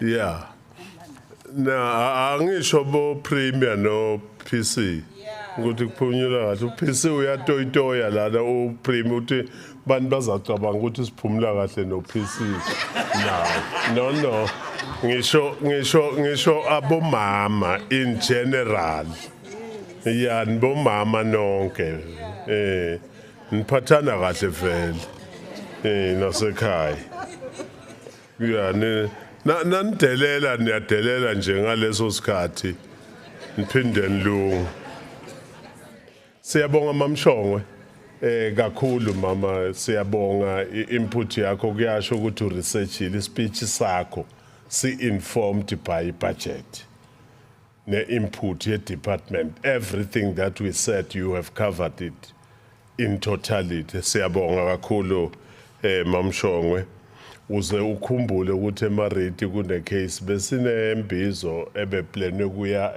eTonga but because uma upremier ne-outreach cabinet eBushbuckridge i-outcry siyithole lapha sesiyishintshile leyo mbizo iyakhona eMariti bathe emini ku-R40 uhambe emini nje uhambe imoto bayayivimba labafana bayivimbe bavule la ngemuva itruck yonke behlise kubaleke wonke umuntu so in that sense already uPC ne-operation siyavutha so uke wafika khona that's why 7 of them baboshiwe as we are talking so siyabonga kakhulu siyabonga babuwebha kubalulekile ukuthi sibambisane singabukani ngekhala sibambisana umuntu makakhuluma isense noma ngabe ngumlungu noma ngabe India noma ngabe ikhaladi noma ngabe ngumuntu omnyama asimlalele silalele lokwakushoko mangabe kwakha iSouth Africa isimikisa phambili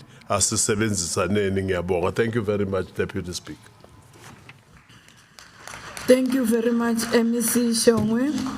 Now the question before the House is whether we agree to adopt the report as tabled by Honorable Mahlangu. Agree to?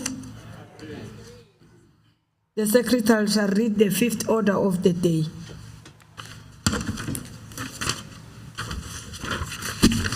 Order number 5, policy and budget speech on vote 3, provincial treasury. I'll now call upon MEC for Finance, Economic Development and Tourism, Honorable N.E. Hlophe, to deliver the policy and budget speech.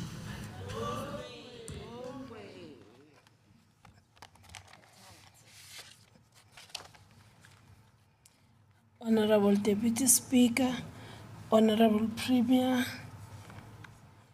Mayor Refile Mtsweni-Tsipane, colleagues in the Executive Council, Chief Whip of the Majority Party, Honorable Mlombo, Leader of the Official Opposition, Honorable Sidibe, and the representative of the ANC and its alliance and leagues, Chairperson of the Portfolio Committee on Premier's Office, Finance, Economic Development and Tourism, Honorable Tomo, Honorable members of the Provincial Legislature, Chairperson and members of the House of Traditional Leadership and Khoisan Leadership, pastors present here, in particular Reverend Dr. Mkhaladi, executive mayors and mayoral committee members, in particular MMC for Finance is in the province, and all councillors present, esteemed guests, ladies and gentlemen, Lochani. It is an honor to table the budget vote for the Provincial Treasury for the 2023-24 financial year today. We table this policy and budget statement with humility, for what is entrusted to us is the highest level of responsibility that any democratic government can accept from its citizens. Honorable Deputy Speaker, earlier this year, we tabled the provincial budget to this August House, which forms the basis of budget votes presented by all executive authorities. We laid out the pathway for addressing common societal challenges through a distributive budget that advances the interests of the people of Mpumalanga. Despite the constraints caused by the global and domestic economic dynamics, we boldly committed to ensuring that the provincial treasury budget, the provincial budget responds to the needs of the hungry child, an unemployed youth, and a woman suffering from gender-based violence. Today, we expand on some of this commitment and highlight the role of the provincial treasury in implementing the priority programs of our government. Honorable Deputy Speaker, the budget vote of the provincial treasury is premised on the government's 5-year program of action. It is inspired by the commitment to build resilient state institution founded on the constitutional values of transparency and accountability in the use of public resources. Our program for this year is also derived from the policy priorities as highlighted by the Honorable Premier in the State of the Province address on the 24th February 2023. This includes, amongst others, economic growth through infrastructure development, upgrading and maintenance, collaboration with municipality through the district development model, partnership with the private sector, and good governance and financial stability. We will give effect to these priorities through equitable allocation of available resources, fiscal policy support and guidance to all departments, public entities and municipalities on financial management and accountability mechanism.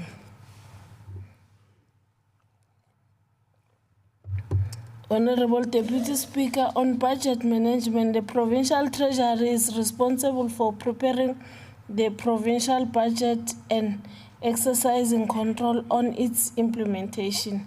As stated, all departments 9.4 in line with the expenditure and cash flow projection.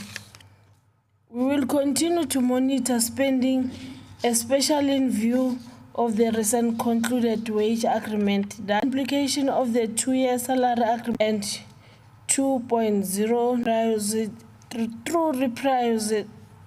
through reprioritization and cost-saving means. We will work closely, Honorable Speaker, with departments to deal with the impact of wage increases on the provincial budget. On provincial revenue at the provincial level is critically to allocated resources. The provincial department and entities collected 2.4 billion at the end of March 2023, exceeding the 2022-2023 annual target of 1.9 billion. Explore other revenues to increase the collection rate. The Provincial Treasury will continue to monitor revenue collection and provide the necessary support to departments and entities to grow their provincial revenue base. On the National Development Plan is to scale up. It's more expensive for government to focus on infrastructure as funds are redirected to critical social spending. Despite these challenges, we have increased the consolidated infrastructure spending from 4.8 time frame, scope and budget. On asset management, Deputy Speaker, the government manages an extensive portfolio of assets across the provincial administration and municipalities. Therefore, these assets must be kept in a good condition to guarantee sustainable service delivery. Accordingly, we have developed an asset management guide that outlines the required processes for effective management of all assets under the control of institutions. To further support practitioners, we will revive the Asset Management and Inventory Management Forum, the forums on the new requirement for asset management practice. On procurement policies, Honorable Deputy Speaker, departments, entities, and municipalities are among the major procurers of goods and services in the province, and therefore important players in broadening participation in the provincial economy. The new Preferential Procurement Regulation 2022 that came into effect in January 2023 provide an opportunity for the administration to advance the developmental and transformational agenda of the province.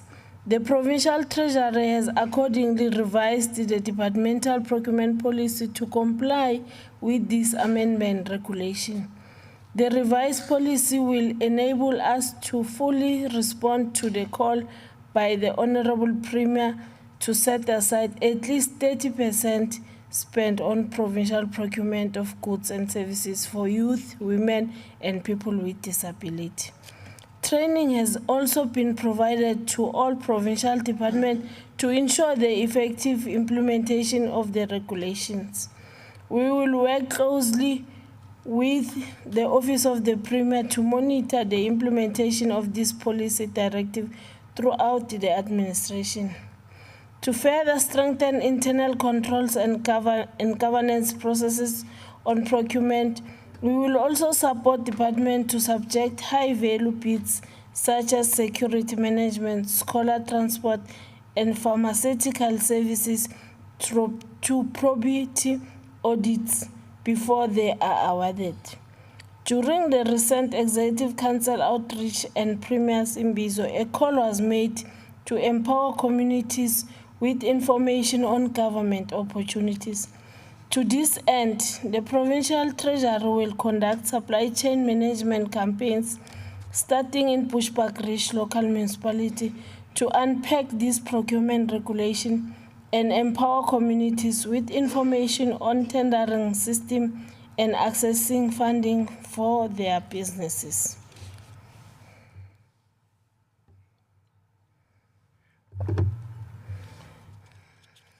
Deputy Speaker, on information technology and financial system, the provincial government is committed to the modernization of public service through the deployment of new technology, capacity development and skilling officials to respond to everyday demands in the business process environment. During the year under review, the Provincial Treasury provided network infrastructure system and end-user support to all departments except health, education, and social development, which have always had full IT business unit. IT governance support was also provided to identified institutions on the implementation of the IT governance framework. We will assess the IT environment to ensure resource optimization across the provincial administration and protect our system from cyber threats. The Integrated Information and Communication Technology Strategy contemplates a government using transactionally electronic services, the e-services, Honorable Deputy Speaker, to improve efficiency in government to employ and government to businesses processes. We have successfully introduced e-leave management suppliers, invoice portal, and many other digital systems to improve administrative efficiencies. To further accelerate the digitalization program, we have established an advisory committee that comprises system experts from all departments to assist and provide expert advice on the business automation project. The committee is expected to implement and champion the new e-sourcing system, which will enable suppliers to submit bids on quotation electronically. The system will also be optimized to digital rotate suppliers for goods and services, thereby expanding opportunities for many businesses on the supplier database. Other systems that we will pursue this financial year, Deputy Speaker, include online recruitment, patient record management, traffic management, as well as learners' application and registration, amongst others. 179 million is provided in this budget to implement all operational systems, including transversal systems such as BUS and PESAL, used by all provincial departments. Honorable Deputy Speaker, inadequate electricity supply affects our information and communication technology infrastructure and service delivery. During the year under review, the power supply interruption to the server and network rooms severe disrupted network-based system, resulting in some departments not closing their books on time and invoices not being paid as scheduled. We are working closely with the Department of Public Works, Roads and Transport to provide alternative solution and uninterrupted system operation amid load shedding. Honorable Deputy Speaker, on municipal finance support, The sheer scale of persistent challenges at the local government requires sustainable technical support on compliance matter, promotion of effective control and capacity boost to implement financial management reforms fully. During the previous year, financial support was provided to Emalahleni, Tabachwe, Msuwa, Ligwa, and Government municipalities to procure water meters and electricity security structures to improve revenue management controls. Resident financial experts were deployed to these 5 municipalities as well as Victor Kanye and Komazi to enhance capacity and strengthen financial management, accountability and reporting. We are glad that through this placement, Dr. Pixie Seme and Mkhonto municipality were able to improve their recent audit outcomes. And the provincial CFO forums was convened to strengthen collaboration and enhance support to municipalities on audit action plans, developing credit budgets, revenue enhancement, financial reforms, and financial governance. We will continue supporting all municipalities to improve standard operators procedure in supply chain management, asset management, contract management, and revenue management, and ensure that budgets meet the legislative requirements. Cheers.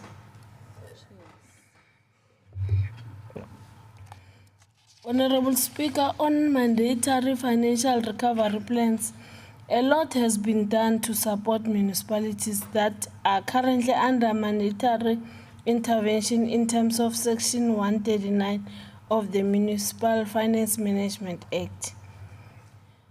The implementation of financial recovery plans in Emalahleni, Tabachwe, Msuwa, Ligwa, and Government municipalities is progressing well, but it is not without challenges.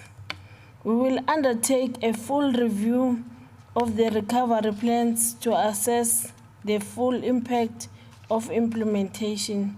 We are continuing to support this municipality, especially in ensuring that they reduce the unfunded parts of their budget by implementing revenue improvement strategies and reducing non-priority spending. Honorable Deputy Speaker, the high debt owed to ESCOM is a huge risk to service delivery and the long-term financial sustainability of our municipalities nationwide. We welcome the incentivized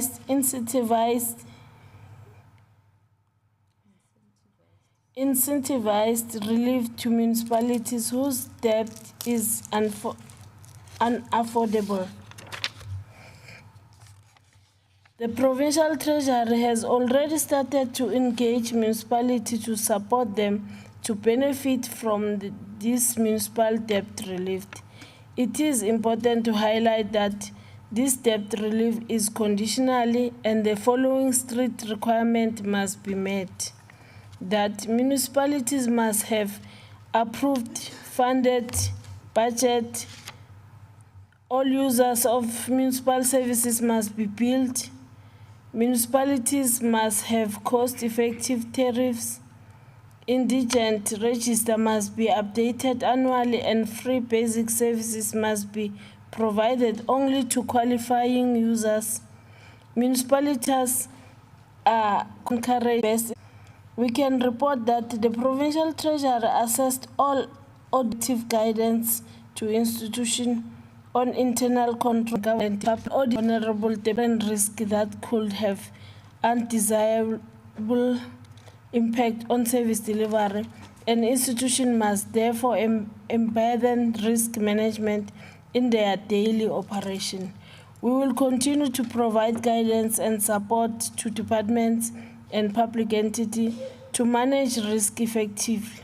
Furthermore, We will collaborate with the Institute of Risk Management South Africa to professionalize risk practitioners in the province. Honorable Deputy Speaker, on partnership for capacity development of the similar opportunities to young unemployed graduates are critical pathways towards building appropriate capacity within the department and throughout the administration to provide sound and credible management of public resources in the province. To this end, we partner content resulting in about 40 officials being accredited as professional accountants since the start of the program 3 years ago. As part of rollout plan of this program, Honorable Deputy Speaker, targeting unemployed youth in the province, 29 trainee accountants have been enrolled in a 3-year learnership program, which will culminate in them being certified as professional accountant.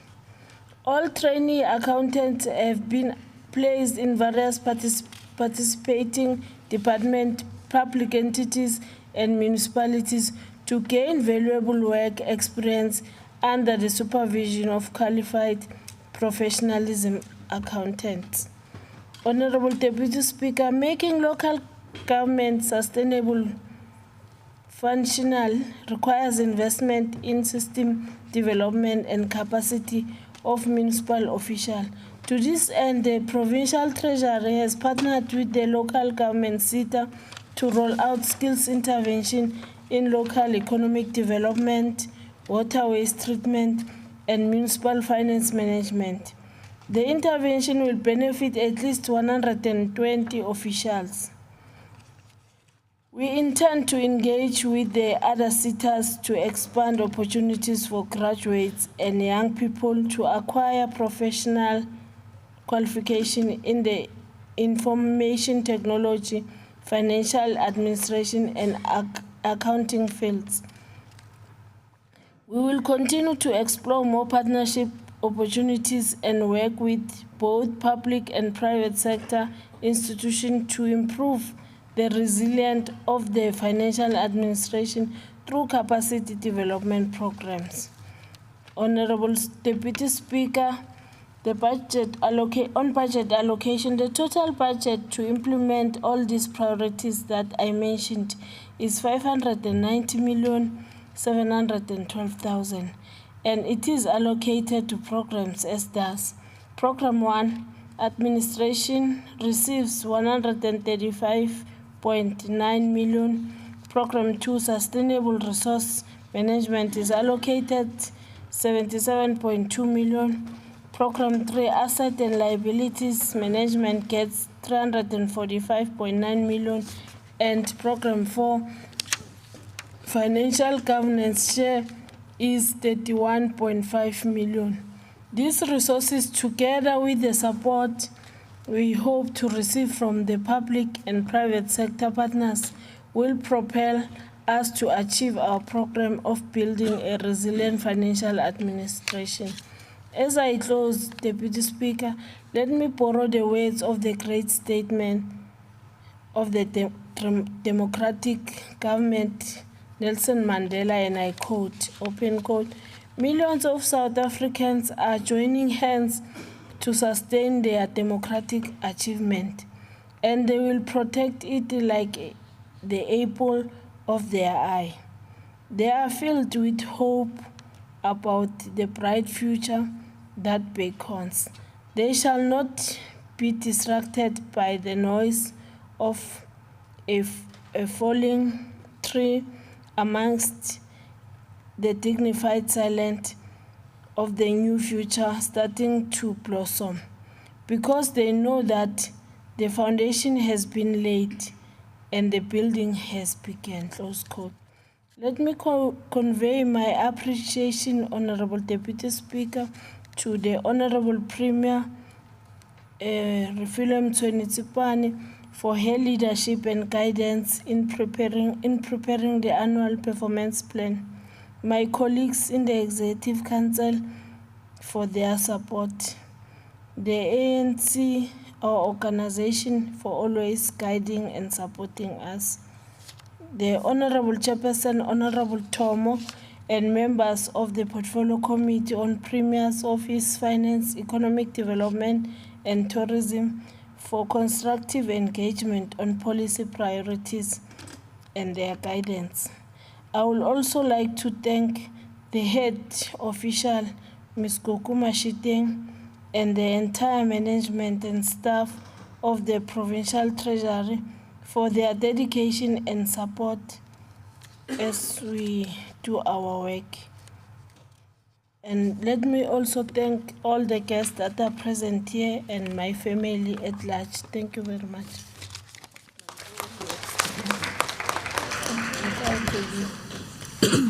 Thank you very much, Honorable MEC Hlope, for the well-delivered policy budget speech. The Secretary shall read the sixth order of the day. Order number 6, consideration of a report of the Portfolio Committee on Premier's Office, Finance, Economic Development and Tourism on Vote 3, Provincial Treasury. I'll now call upon the Chairperson of the Portfolio Committee on Premier's Office, Finance, Economic Development and Tourism, Honorable T.S. Tomo, to table the report. No, thank you very much, Deputy Speaker. Once more, greetings to everyone. Honorable Deputy Speaker, I'm rising to table before this House the report for consideration and adoption. Thank you very much. I'm informed there's no debate in this report. Now the question before the House is whether we agreed to adopt the report as tabled by Honorable Tomo. Agreed to? That brings us to the end of the morning session. The proceedings of the House are suspended until this afternoon at 2:00 in the very same chamber. Thank you. All rise.